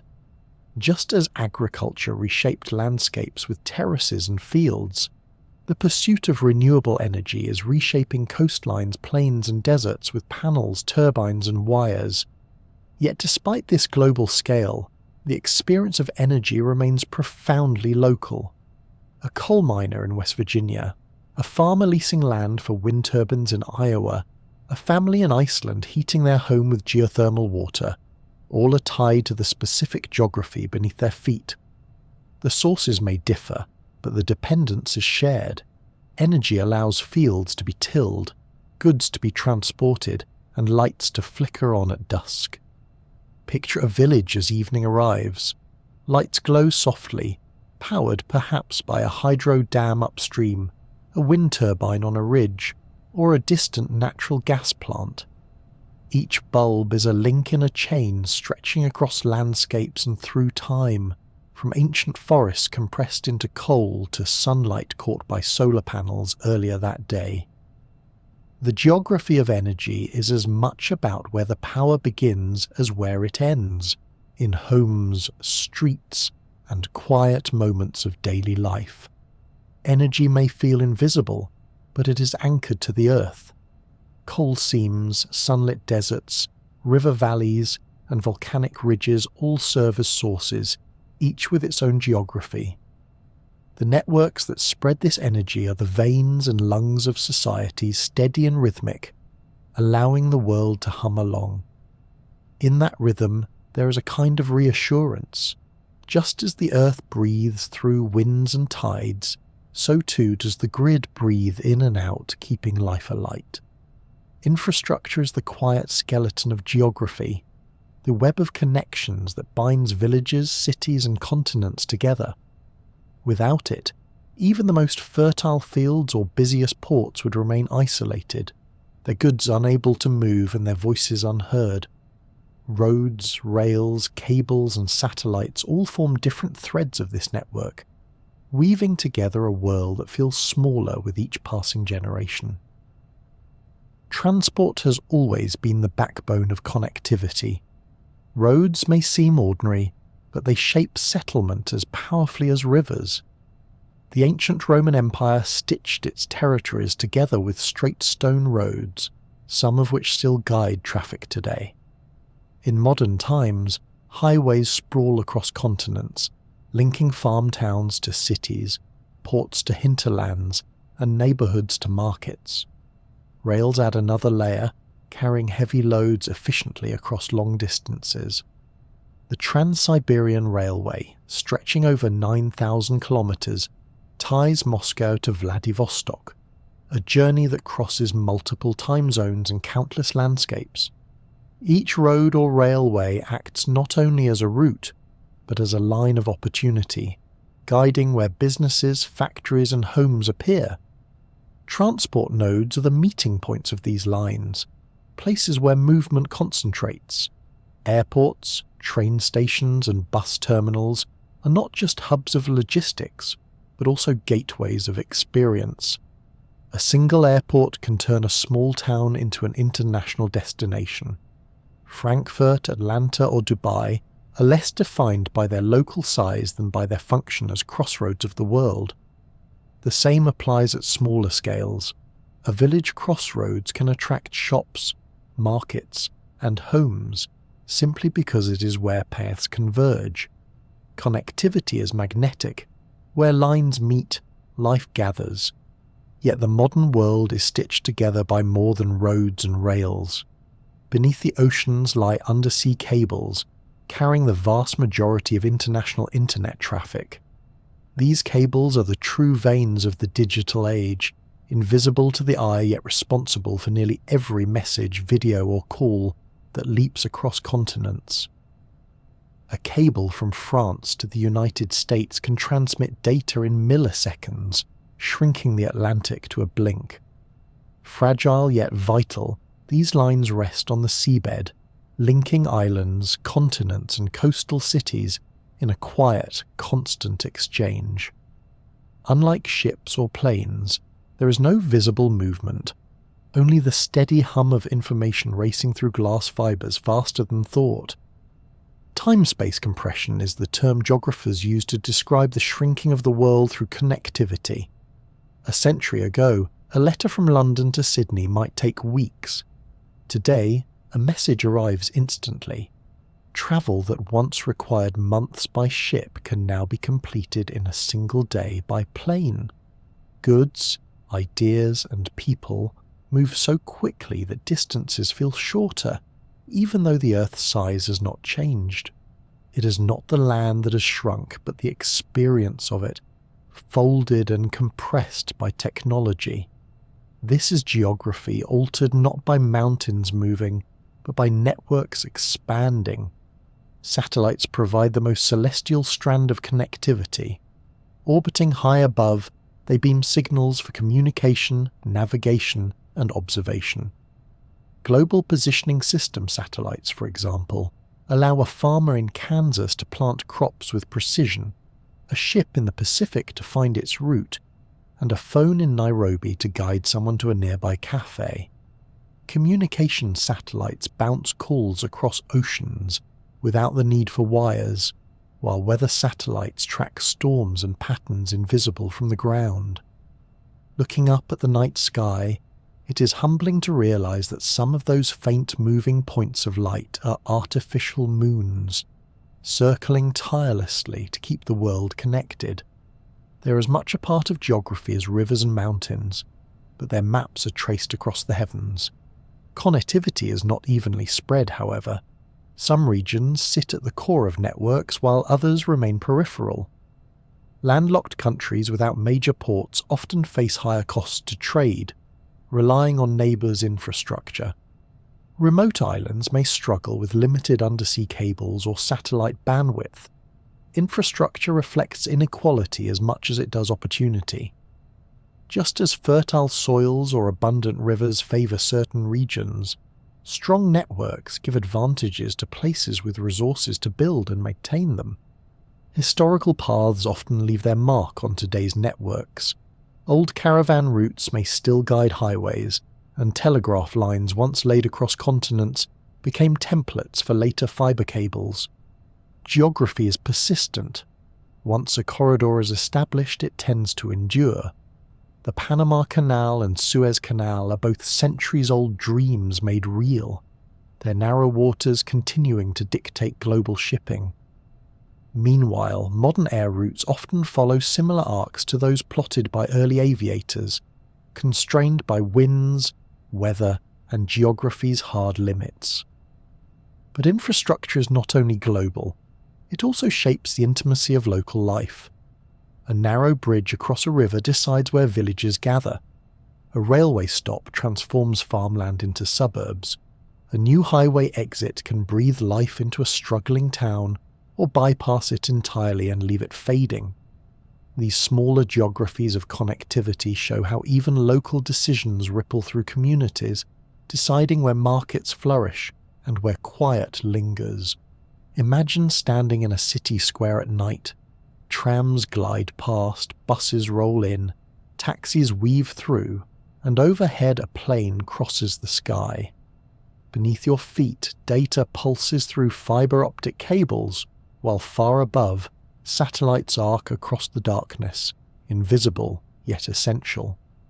The world is layered in connections, some you can see, others hidden, but all binding distant places into a web. It is geography reimagined, not only by rivers and mountains, but by wires, roads, and orbits. Infrastructure and connectivity reveal that distance is never only about kilometers. It is about how easily and quickly people, goods, and ideas can move. A path cut through a forest, a cable sunk into the sea, a satellite launched into orbit, all are bridges across space. And as these bridges multiply, the world feels both vast and intimately close. A reminder that geography is not just the land we stand on, but also the networks that carry us across it. The Earth is full of power and movement, and with that come risks.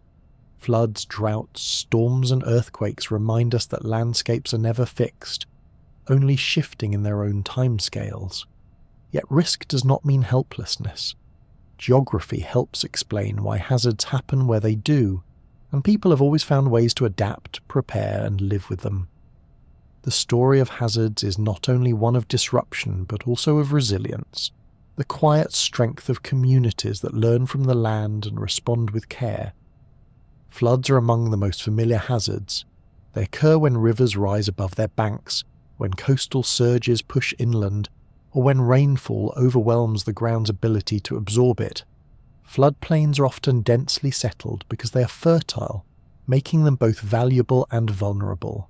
The Nile's annual floods, for example, once brought predictable silt that nourished Egyptian fields, turning risk into renewal. Modern floods can be more destructive, especially when urbanization covers soil with concrete and leaves nowhere for water to go. Yet preparedness can soften the blow. Levees, reservoirs, warning systems, and evacuation plans reduce damage.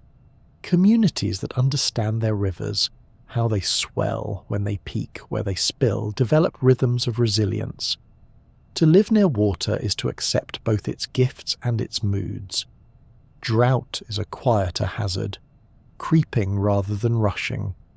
It occurs when rainfall lingers below average for months or years, straining crops, pastures, and reservoirs. Regions dependent on seasonal rains, such as the Sahel in Africa, are especially vulnerable, yet even here people adapt. Drought-resistant crops like millet, careful water storage, and migration strategies help communities endure. In Australia, a land long accustomed to variability, water conservation is built into agricultural planning. Unlike floods, drought rarely arrives overnight, which allows preparation, though it also tests patience and endurance. What looks like barren land is often a landscape of waiting, where seeds, roots, and people bide their time until the rains return. Earthquakes strike more suddenly. They occur along tectonic boundaries where the Earth's plates grind, collide, or slip. The Pacific Ring of Fire is notorious for its seismic activity, producing both tremors and volcanic eruptions. The unpredictability of earthquakes can be frightening, but here too geography and engineering offer tools of resilience. buildings designed to sway rather than shatter, evacuation drills practiced regularly, and early warning systems connected to seismographs all reduce the risk to life. Japan, sitting on multiple fault lines, has turned adaptation into an art, combining ancient wooden designs with modern technology to withstand quakes. The ground may shake, but knowledge steadies communities. Storms and cyclones combine water and wind into powerful hazards. The Caribbean and the Pacific face tropical storms each year, shaped by warm ocean waters and atmospheric patterns. These storms can be destructive, but forecasts and preparedness make a difference. Evacuation plans, reinforced housing and shelters reduce casualties. In Bangladesh, one of the world's most cyclone-prone countries, investments in warning systems and shelters have saved countless lives in recent decades. Geography explains why storms strike certain regions, but human action determines how much harm they cause. Risk is not evenly spread. Wealth, infrastructure and governance all shape vulnerability. A flood in one country may be devastating, while the same amount of water in another is managed with relative ease. Resilience grows where communities have resources, but it also grows where there is strong social fabric. Neighbours checking on neighbours, traditions of shared labour, and local knowledge of hazards passed down. Geography sets the stage, but people write the script of how they respond. Local knowledge is especially powerful. In parts of the Pacific, oral traditions warn of long, strong ground shaking followed by the sea withdrawing, a natural signal to run inland from tsunamis. Villages that remembered this teaching during the 2004 Indian Ocean tsunami saved lives.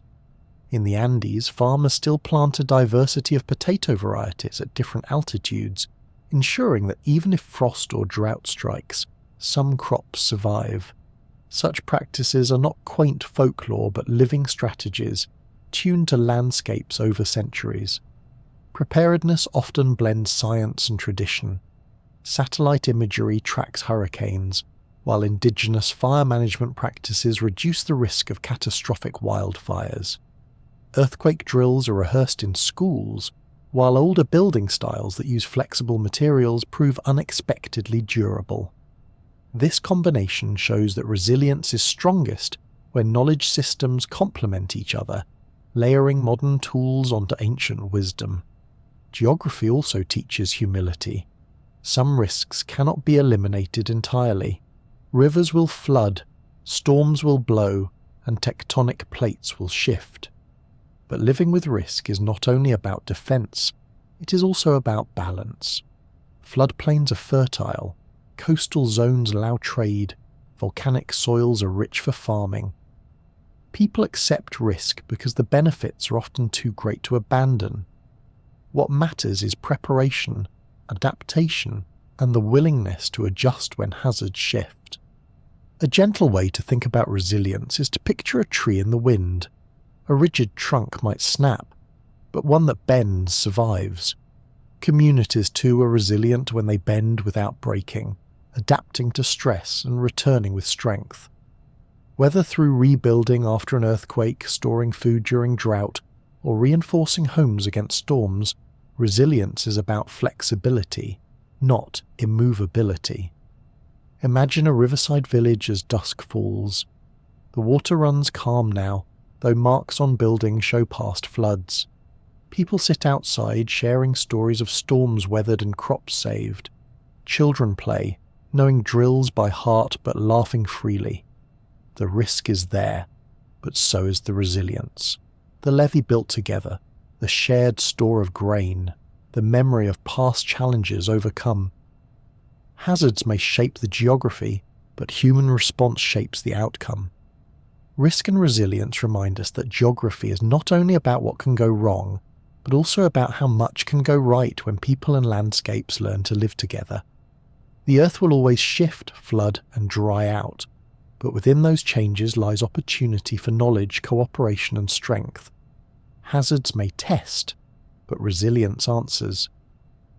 In that balance, geography becomes not a source of fear, but a steady reassurance that people have always and will always find ways to endure. Borders may look like simple lines on maps, but in reality they are woven into the daily rhythms of life. Some are drawn along rivers or mountains, others follow the straight strokes of surveying pens, and many have shifted countless times through war, treaties, or agreements. To those who live far from them, borders may feel abstract, but for those near, they are tangible. A checkpoint on the way to school, a bridge linking two languages, or even just a painted post in the middle of a quiet field.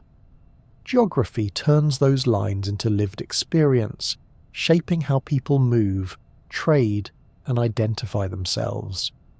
Formal borders are the most obvious. They are the international boundaries that divide nations, often reinforced by custom stations, walls, or fences. Some are heavily guarded, like the demilitarized zone between North and South Korea, while others are barely marked, such as parts of the European Union where travellers cross from one country to another without noticing. The function of these borders varies. Some control migration, others secure resources, and many serve as symbols of sovereignty. A passport stamp might be a small thing, but it represents the recognition of a state's authority, and with it, a world of rules and responsibilities. Yet geography also produces functional regions that do not always align with formal lines. These are areas linked by shared activity, like a metropolitan region centered on a city, or a river basin where multiple towns depend on the same water. A port might serve as the heart of a functional region, with goods spreading out across highways, railways, and pipelines. A television broadcast area or a mobile network coverage zone are modern examples, invisible yet real.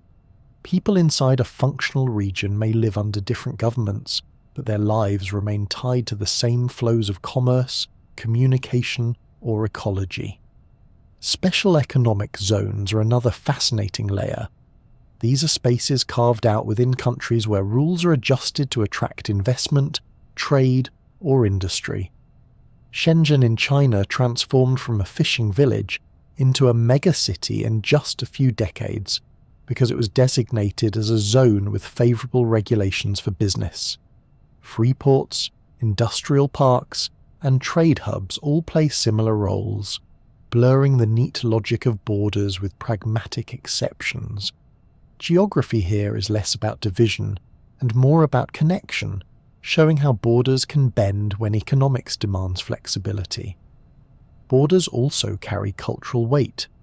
They can divide languages, religions, or traditions, yet they can also become places of blending.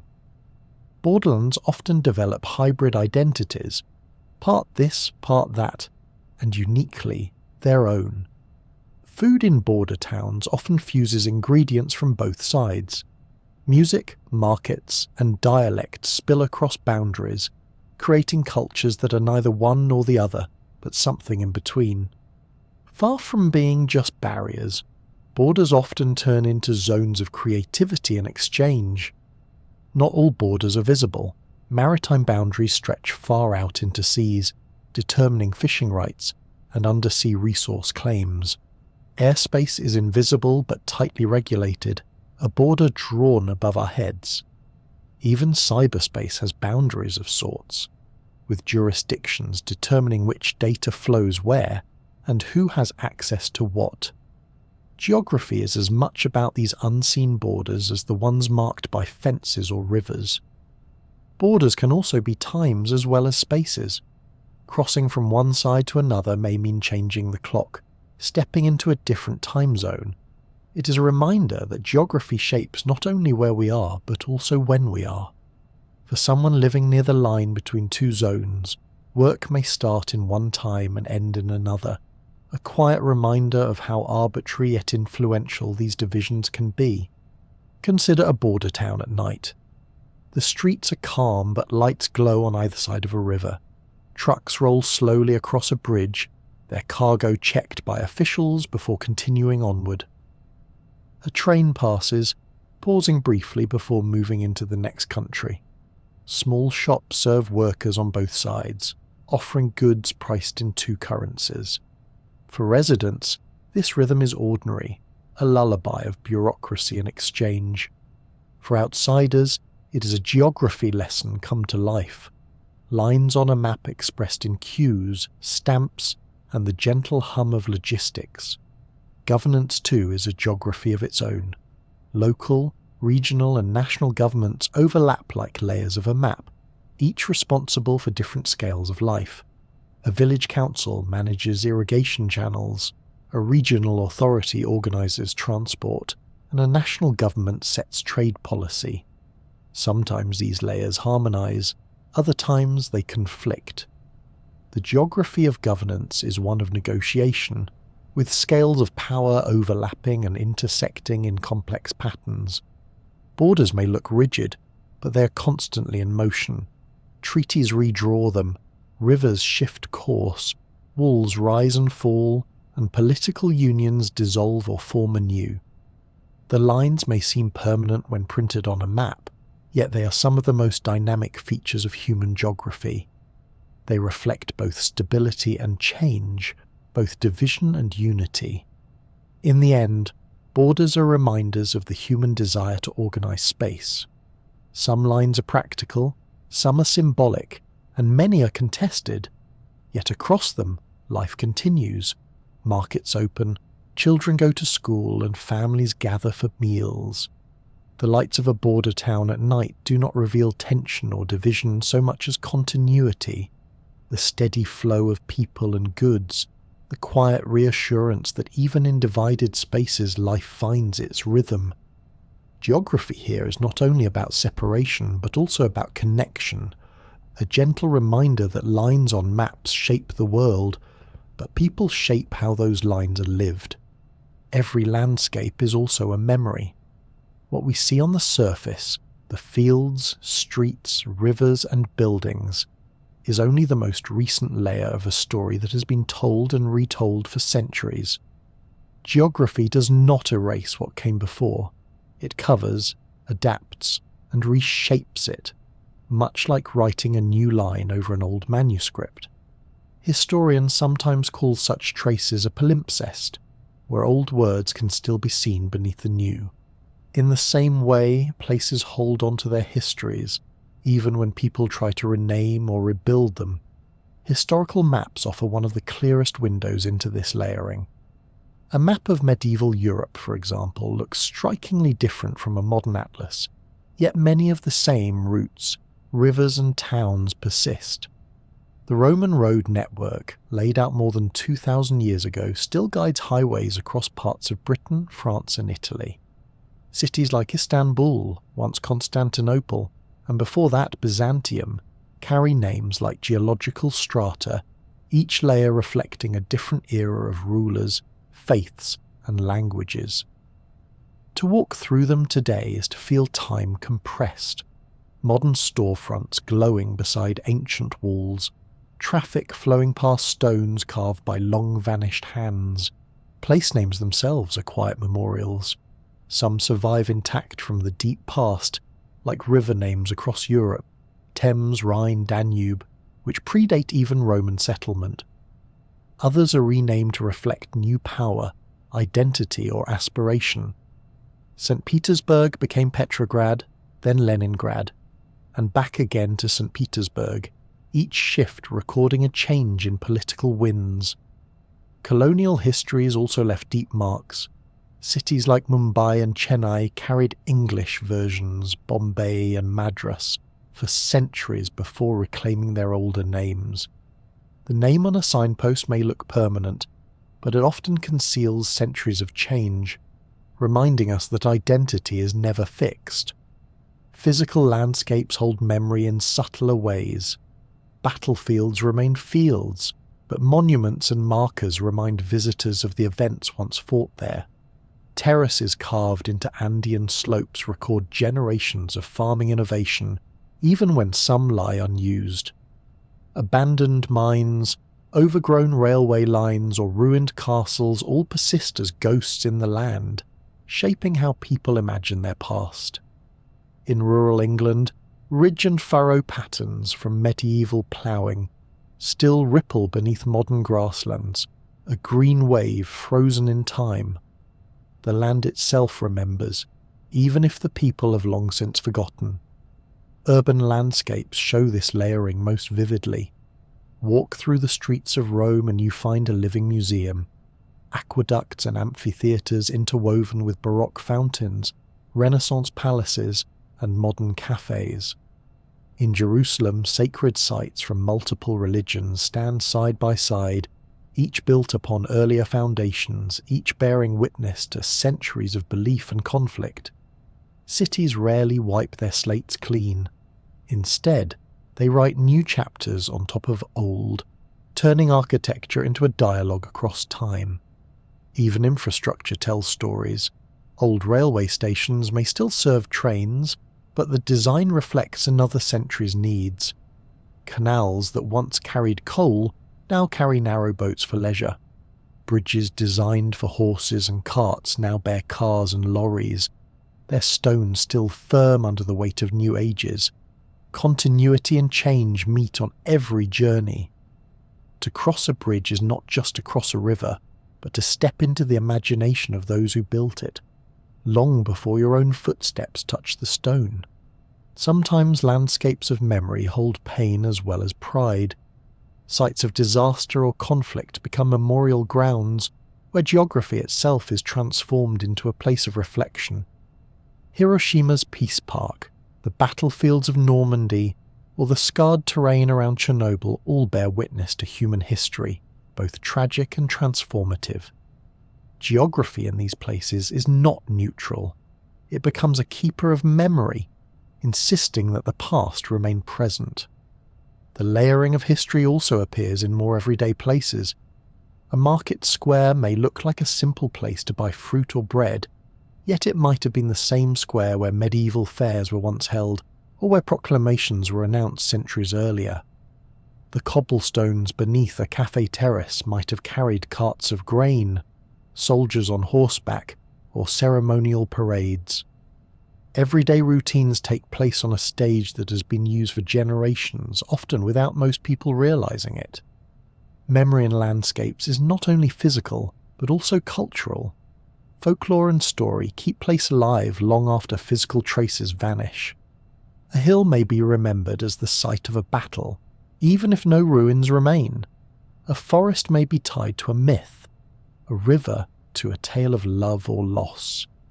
These narratives anchor people to places firmly as stone walls or monuments. They make geography more than terrain.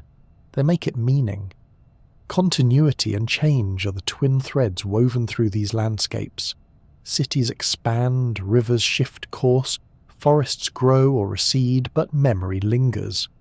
The modern skyline of Paris towers above medieval streets, yet the Seine flows on, as it did for the Romans who built along its banks.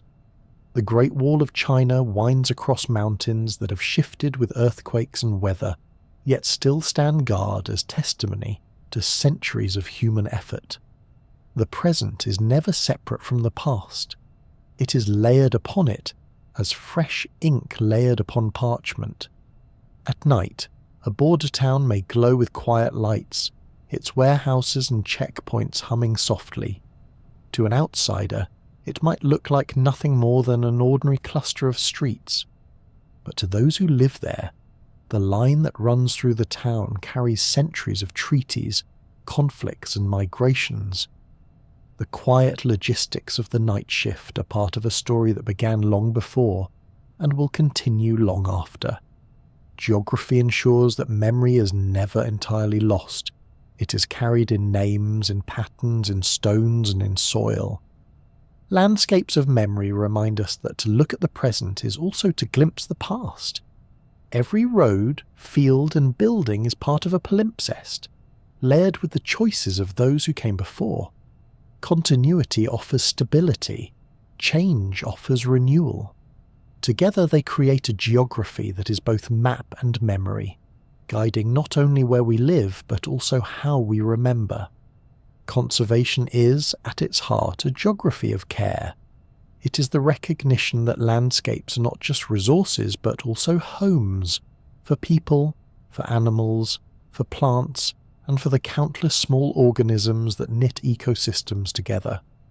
Just as cities need laws and roads to keep them running, natural spaces sometimes need their own kind of boundaries and guardianship. You could think of protected areas as nature's version of a do not disturb sign, except pinned across entire forests, wetlands, and coastlines. The Earth is divided into ecoregions, each a distinctive mosaic of climate, landforms, and species. The Amazon rainforest is one, the Sahara Desert another, and the tundra stretching across the Arctic yet another. These ecoregions are like vast neighbourhoods of life, each with its own set of rules and rhythms.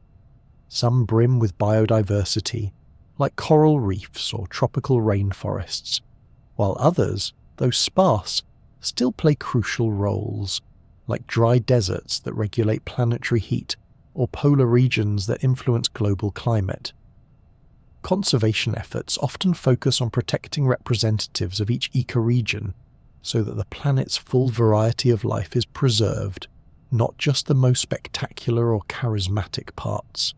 Protected areas, national parks, wildlife sanctuaries, reserves, are one of the most visible tools of conservation. Yellowstone in the United States, established in the 1870s, is often cited as the world's first national park, setting a model for others. Today, there are thousands of such parks worldwide, from Kruger in South Africa to Banff in Canada, all aiming to safeguard ecosystems from unchecked development. These parks are not just tourist attractions, but living laboratories where species survive, regenerate, and interact in ways that would be impossible in fragmented or urbanized landscapes. Yet conservation is not just about fences and signs. Many species need room to roam. Wildlife corridors, strips of habitat that link larger protected areas, help animals move safely between regions, maintaining genetic diversity and avoiding isolation. Without such corridors, populations can become trapped in shrinking patches, vulnerable to disease, inbreeding, or simply running out of food. Picture an elephant herd moving between watering holes, or a tiger needing hundreds of square kilometres of territory. For them, corridors are not luxuries, but lifelines. Geography provides the blueprint. Where rivers, forests, and valleys align, connections can be drawn that allow species to move freely. Biodiversity itself is the true treasure at stake. Every species plays a part, no matter how small. Bees pollinate crops, earthworms turn soil, mangroves buffer coastlines from storms. The loss of even a single species can ripple outward, affecting ecosystems in ways that may not be obvious at first. Conservation is in many ways an act of humility, acknowledging that human survival depends on countless relationships that often go unnoticed. Even the smallest moss patch or frog chorus is part of a web that ultimately sustains life.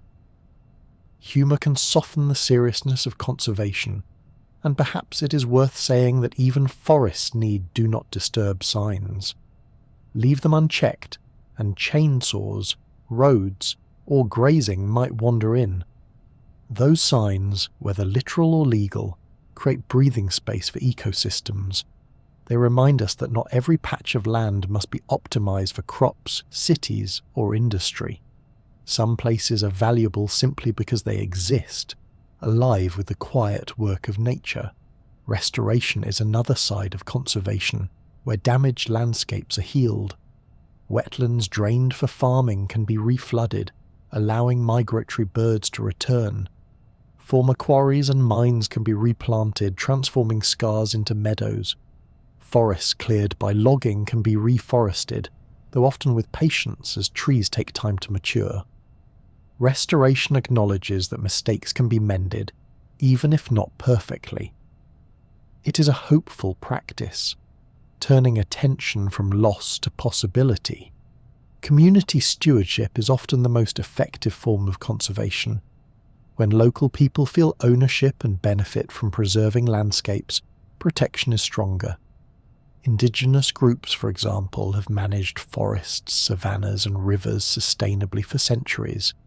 Studies increasingly show that lands managed by indigenous communities often have equal or greater biodiversity than formerly protected areas.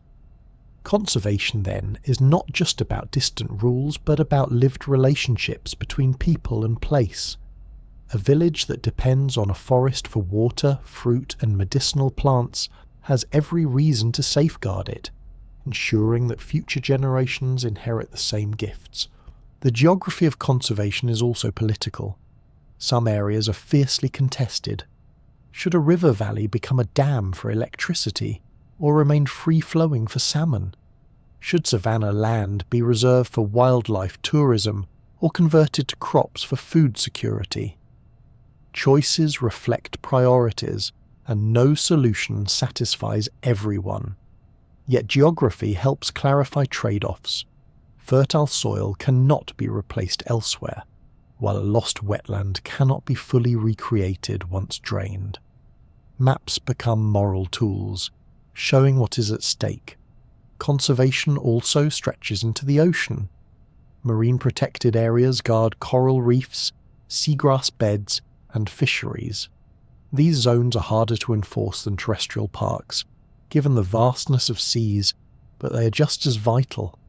Overfishing, pollution, and warming waters threaten marine biodiversity.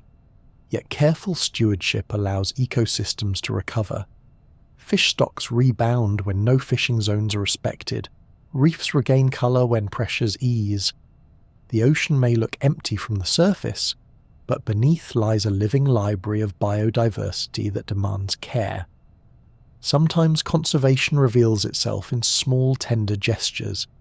A city planting trees along streets to cool summer heat, farmers leaving strips of wildflowers along fields to help pollinators, volunteers picking litter from a riverbank so that fish and birds can thrive. These actions, though modest, weave into a larger pattern of care. Geography, after all, is not only global, it is also profoundly local, lived in backyards, parks and neighbourhoods. At dusk in a forest reserve, the hum of insects fills the air. The canopy shelters countless lives from bats to orchids. Somewhere nearby, a trail marker politely reminds visitors to stay on the path, a human version of that "do not disturb" sign. The forest does not demand attention, yet it benefits from respect. Conservation is about learning to step lightly, to allow ecosystems to continue their ancient rhythms without interruption. In the end, conservation is geography's most hopeful practice. It says that landscapes are not only to be used but also to be cherished, that biodiversity is not just a resource but a wonder. Protected areas, wildlife corridors, restoration projects, and community care all speak to the same truth. Humans are part of the earth, not apart from it. Even forests, mountains, and rivers need time and space to breathe, and when they do, they give back abundance in return. Seeing the earth from above has always been a dream of geographers. Long before satellites, hot air balloons, and airplanes, people climbed hills and towers just to glimpse the wider lay of the land. Today, that desire has become a quiet daily reality. Satellites orbit far above, sending back images in a steady stream, while sensors measure the pulse of forests, oceans and cities. Together with Geographic Information Systems, or GIS, these tools allow us to view the planet in ways both sweeping and precise, turning landscapes into layers of information. Remote sensing is the art of gathering data without touching the ground. Satellites are the most familiar example, circling hundreds of kilometers above us. Some see invisible light, showing the Earth much as our eyes do. Others use infrared to detect heat, radar to measure elevation, or hyperspectral sensors that capture wavelengths invisible to humans. This wealth of perspectives reveals things impossible to see from the ground. Crops reveal stress before leaves turn yellow. Volcanoes swell subtly before eruption, and glaciers retreat year by year in clear, measurable lines. Geography, once dependent on boots in the mud, now often begins with pixels on a screen. Imagery has many flavors. Weather satellites track storm systems as they swirl across oceans, giving days of warning before landfall. Environmental satellites watch the greening of spring spread northwards, a living calendar for entire continents. Urban sensors reveal the heat islands of cities, showing how pavement and concrete soak up the sun. A single satellite image can feel like art. Cloud shadows scattered across deserts, the braided flow of rivers, or the midnight lights of cities outlining coastlines in a constellation of human presence. These images are not just scientific tools, but also reminders of the beauty of geography seen from above. GIS, or Geographic Information Systems, is where those images meet analysis. A GIS is a digital map layered with data: roads, rivers, population, soils, vegetation, even real-time traffic. Each layer tells part of a story, and together they reveal patterns. A health planner can map disease outbreaks against rainfall and settlement, finding hidden connections. A conservationist can trace migration corridors for elephants and lay them alongside farm boundaries to reduce conflict. A city planner can identify where new parks would cool the hottest neighborhoods. GIS does not just draw maps. It turns maps into living tools for decision-making. There is something reassuring in the quiet hum of data. The Earth is always speaking through temperature, moisture, vegetation, soil chemistry, and countless other signals. Remote sensing simply listens more carefully. Instead of guessing at crop yields, we can measure them. Instead of estimating flood risk, we can map it precisely. Instead of assuming where people live, we can see rooftops from space.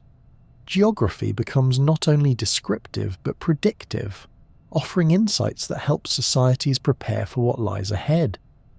Of course, with such clarity comes responsibility. Satellites can also see into private spaces, raising questions about surveillance and respect. The same tools that track deforestation can track backyards. Framing this gently, geography reminds us that data should serve the common good, guiding aid during disasters, protecting ecosystems and improving lives, rather than intruding on the dignity of individuals. Like any powerful tool, remote sensing asks for careful stewardship. The history of seeing from above is also a story of technology advancing in leaps. During the First World War, photographs from planes gave commanders their first true overhead views of battlefields.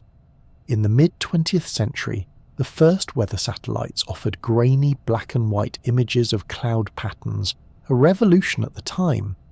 Today, commercial satellites can image the entire Earth daily in astonishing resolution, capturing changes as they happen. From a field of wheat to a glacier's edge, nothing is too ordinary to escape the lens of space-based observation. But it is not only satellites. Drones now skim low across forests, counting trees or mapping erosion gullies. Airplanes with LiDAR, light detection and ranging, can peel back forests digitally, revealing hidden ruins, old roads, or buried riverbeds. Archaeologists have used this to uncover entire lost cities beneath jungle canopies, landscapes once invisible to the naked eye. The ability to see through vegetation, water, or darkness expands geography far beyond traditional maps, creating a layered portrait of the planet's surface. At night, satellites reveal another geography altogether, the map of lights. City clusters glow like campfires across continents, tracing highways, rivers, and coastlines. Even small villages shine faintly, linked by threads of electricity. This view highlights not only where people live, but also where darkness remains. Some areas glow so brightly that stars vanish from local skies. Others remain unlit, reminders of remoteness or lack of resources. The Earth at night is both a scientific data set and a work of art, reminding us of how human presence reshapes the natural map. One of the most powerful aspects of GIS and remote sensing is how they make the invisible visible. Groundwater levels can be mapped from subtle changes in gravity measured from space. Disease vectors can be tracked as climate zones shift. Forests can be monitored tree by tree, showing where illegal logging occurs. A single storm can be recorded in exquisite detail, its path traced not just across seas, but across homes, fields, and forests. These tools transform the invisible rhythms of Earth into knowledge we can act upon. There is also joy in the sheer scale of it. Remote sensing allows us to hold an entire continent in view, to see how rivers braid across floodplains, how deserts creep forward or retreat, how cities sprawl like ink stains. It is a perspective that was once the privilege of birds or gods, now made accessible to anyone with a screen. Yet despite the sophistication, the wonder remains simple, to see Earth as a whole, spinning quietly in the void, alive with texture and change. At its best, technology is not about cold data, but about deepening connection. A farmer checking satellite rainfall maps is simply continuing an age-old tradition of watching the sky. A conservationist tracing elephant paths with GPS is doing what trackers have always done, just with new tools. Technology does not replace traditional geography. It extends it, adding new layers of perception. The hum of data, steady and constant, is another way of listening to the planet breathe. To watch the world from above is to be reminded of both its fragility and resilience. The maps may be digital, the sensors complex, but the message is simple. The Earth is alive with patterns, rhythms, and stories waiting to be told.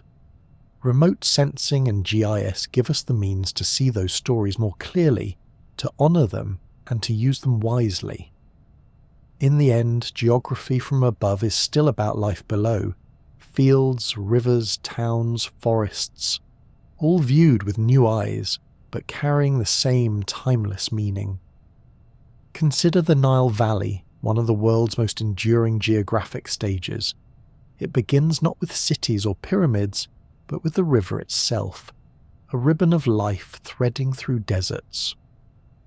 The Nile's waters are born from faraway rains in the Ethiopian highlands and the equatorial lakes of Central Africa.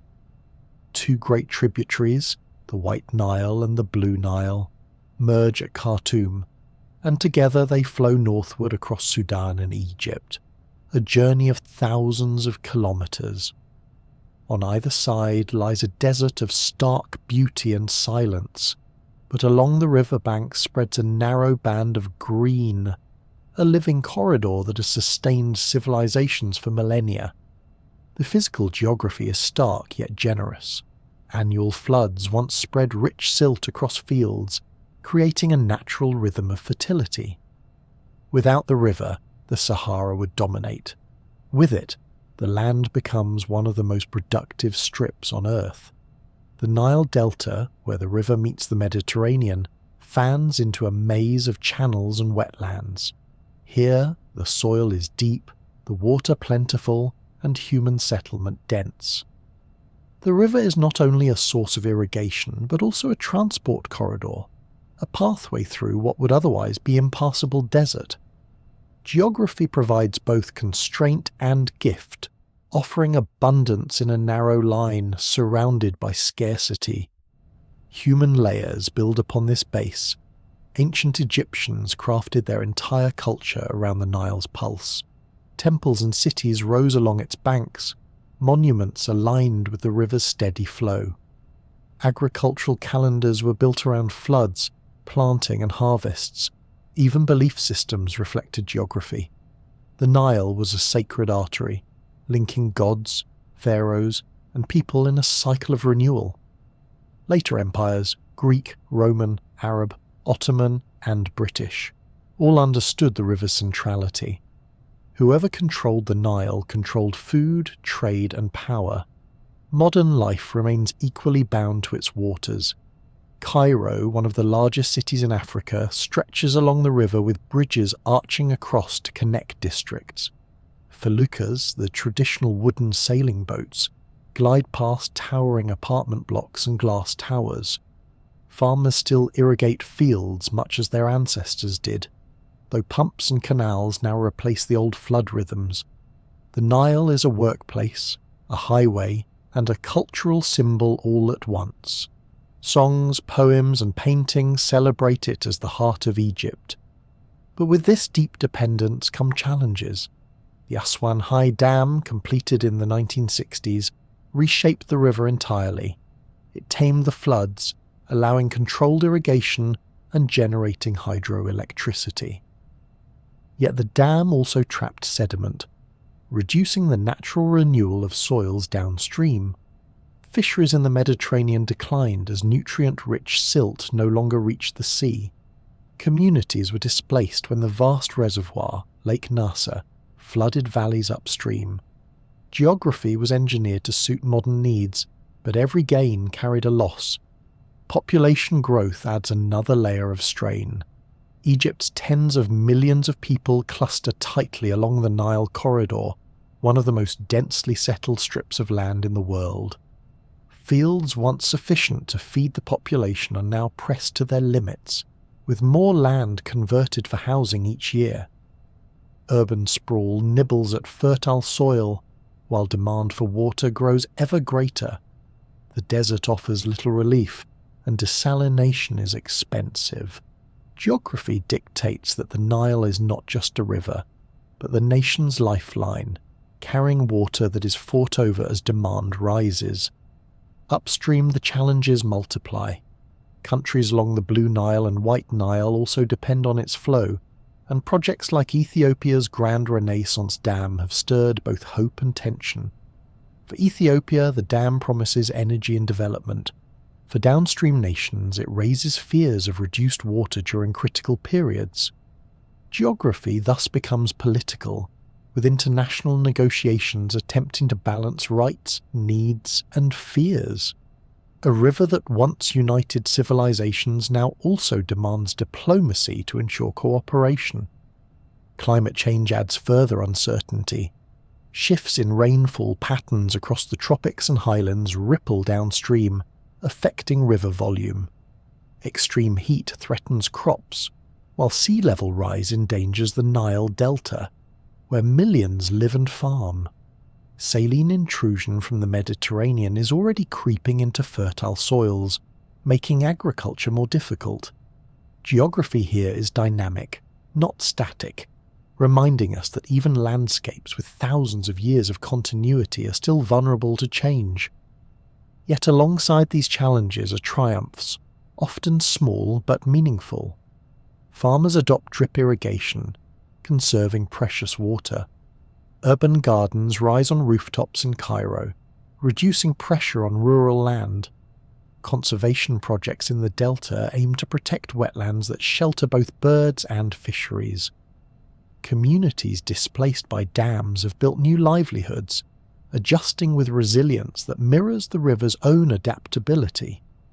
Tourism continues to thrive as visitors are drawn not only to monuments, but also to the timeless experience of sailing on the Nile, where water and wind create a rhythm unchanged for centuries. The Nile Valley shows the full spectrum of geography at work.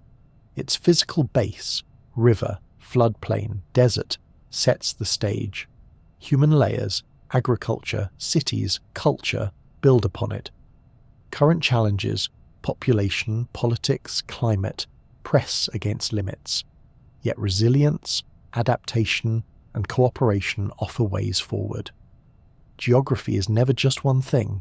It is the dialogue between land and life, between what the earth offers and how humans respond. At dusk, the river reflects a soft light. Children play along its banks, boats drift slowly past, and farmers return from fields. The Nile hums with history, but also with present activity and future promise. Its waters have witnessed empires rise and fall, carried goods and stories for millennia, and sustained countless generations. In its quiet flow lies both fragility and endurance, a reminder that geography is as much about continuity as change, as much about challenges as triumphs. The Nile, ancient and enduring, is both memory and lifeline, a geography still unfolding. Where the Nile Valley tells a story of abundance within scarcity, the Andes present a different tale altogether. A world where mountains dominate every horizon and life is negotiated along steep slopes and thin air. Stretching the length of South America, the Andes form the spine of a continent, a chain of peaks, valleys, and plateaus that have shaped cultures as dramatically as any river ever could. Here, geography is vertical more than horizontal, a staircase of climates and ecosystems stacked atop one another. The physical base is astonishing in its variety. In one day's travel, you can descend from snow-capped summits above 5,000 meters to humid cloud forests, and then into fertile valleys below. This layering is sometimes called vertical archipelagos, where altitude rather than latitude determines crops, communities, and climate. Potatoes thrive in the highlands, maize in the mid-altitudes, and fruits in the low valleys. Rivers, fed by melting glaciers, tumble down in torrents, carving deep gorges before joining the Amazon basin or draining toward the Pacific. Volcanic activity, earthquakes and landslides remind residents that this is a restless landscape, always shifting beneath their feet. Human life in the Andes has long been an intricate dance with these extremes. Ancient civilizations, most famously the Inca, turned steep slopes into terraces, engineering whole mountain faces into agricultural stairways. These terraces conserved soil, captured water, and stabilized the land, turning marginal terrain into productive gardens. Cities were built high, with Cusco serving as the heart of an empire, and Machu Picchu perched in misty isolation, both a fortress and a sanctuary. Even today, villages cling to ridges and valleys, their placement guided by altitude as much as by access to roads. Culture here reflects geography in both daily rhythms and grand traditions. Quechua and Aymara communities maintain farming systems adapted to altitude, cultivating dozens of potato varieties that withstand frost or drought.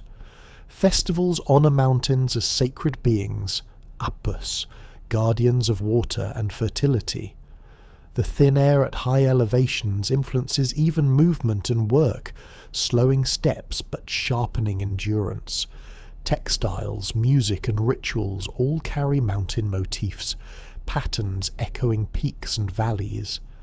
The Andes are not just a backdrop but a living presence, embedded in cultural identity. Modern challenges in the Andes echo those of the Nile but in different forms. Climate change threatens glaciers that supply rivers, reducing water for cities and farms alike.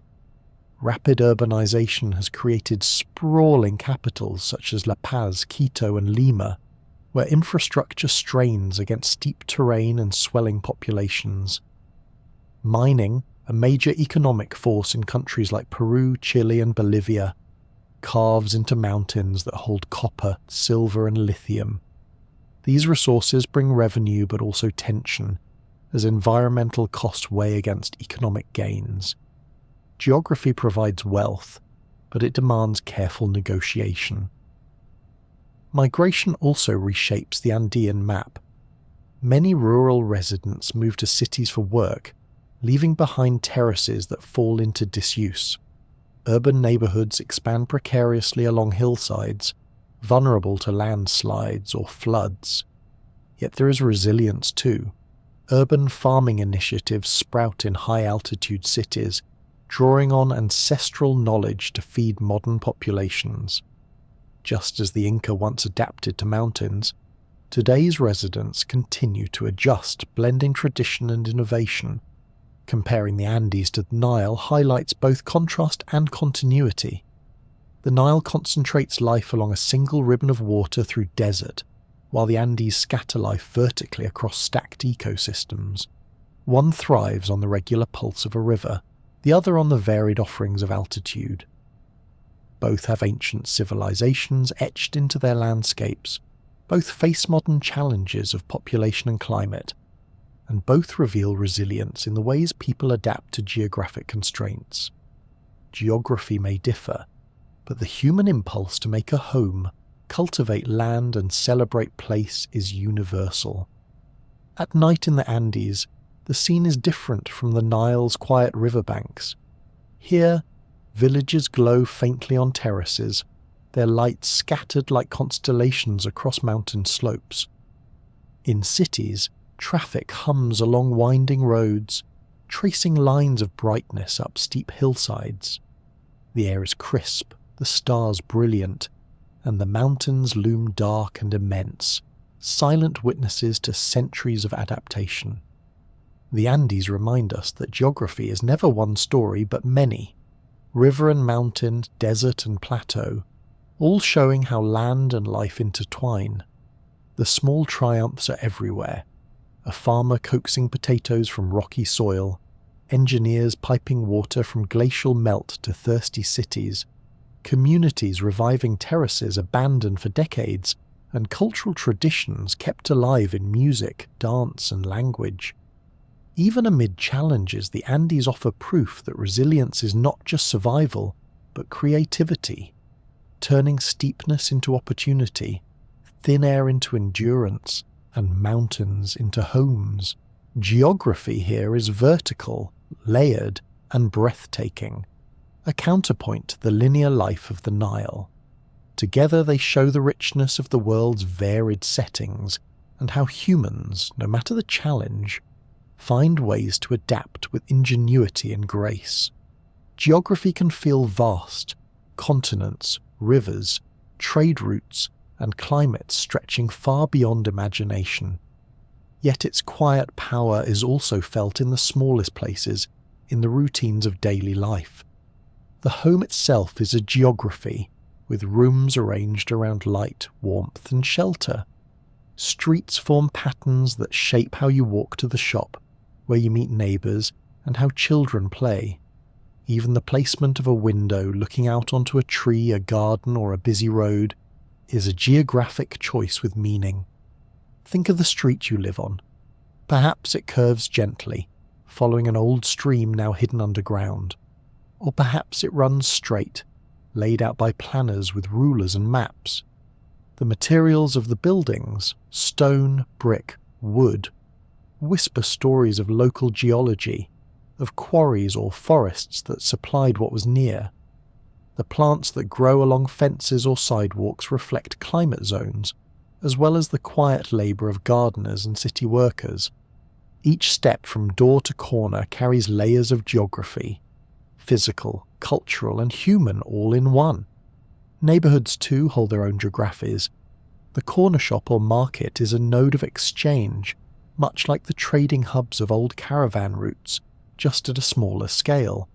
Parks and playgrounds function as green corridors, miniature versions of the vast reserves set aside for biodiversity. A bus stop is a transport hub in miniature, linking one street to an entire city, and through that city to other regions. Even the rhythm of traffic lights is a choreography of space and time, controlling flows the way a river channels water. The everyday objects in a home carry global geographies within them. A cup of coffee traces its path from mountain farms in Colombia or Ethiopia, sugar perhaps from the Caribbean, ceramic clay from local soils or imported kilns. The phone in your pocket gathers elements mined in Africa, assembled in Asia, and shipped across oceans. Geography hides in plain sight, disguised as routine, yet connecting your table to distant fields and factories. Seasons too fold into daily life. A cool breeze through an open window, the angle of the sun on a late afternoon walk, the lengthening shadows of winter. Each detail is geography playing out at the scale of a single day. Rain tapping against the roof is not just weather, but part of a larger climate system, tied to oceans and currents far away. To notice it is to glimpse the vast in the familiar, the planetary in the personal. Even sleep itself has geography. The bed is placed in a corner or by a wall shaped by the architecture of the house. Night sounds filter in differently depending on whether you live near a forest, a coast, or a city centre. Some hear waves, some hear traffic, others hear only the soft hush of wind.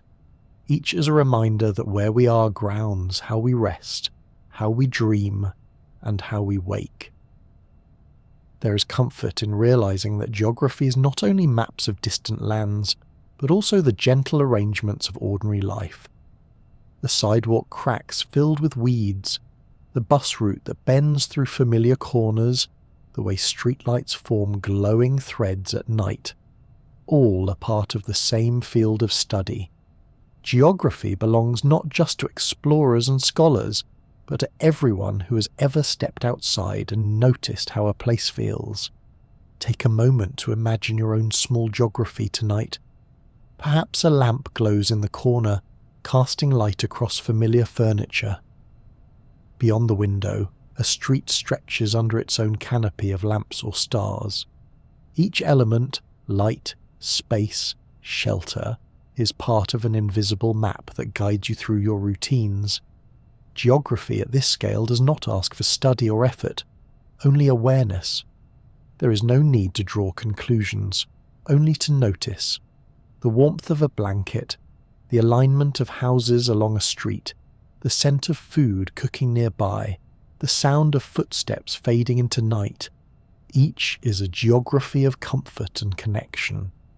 These small details are part of the same vast patterns that shape rivers, mountains and cities. In this way, geography offers reassurance.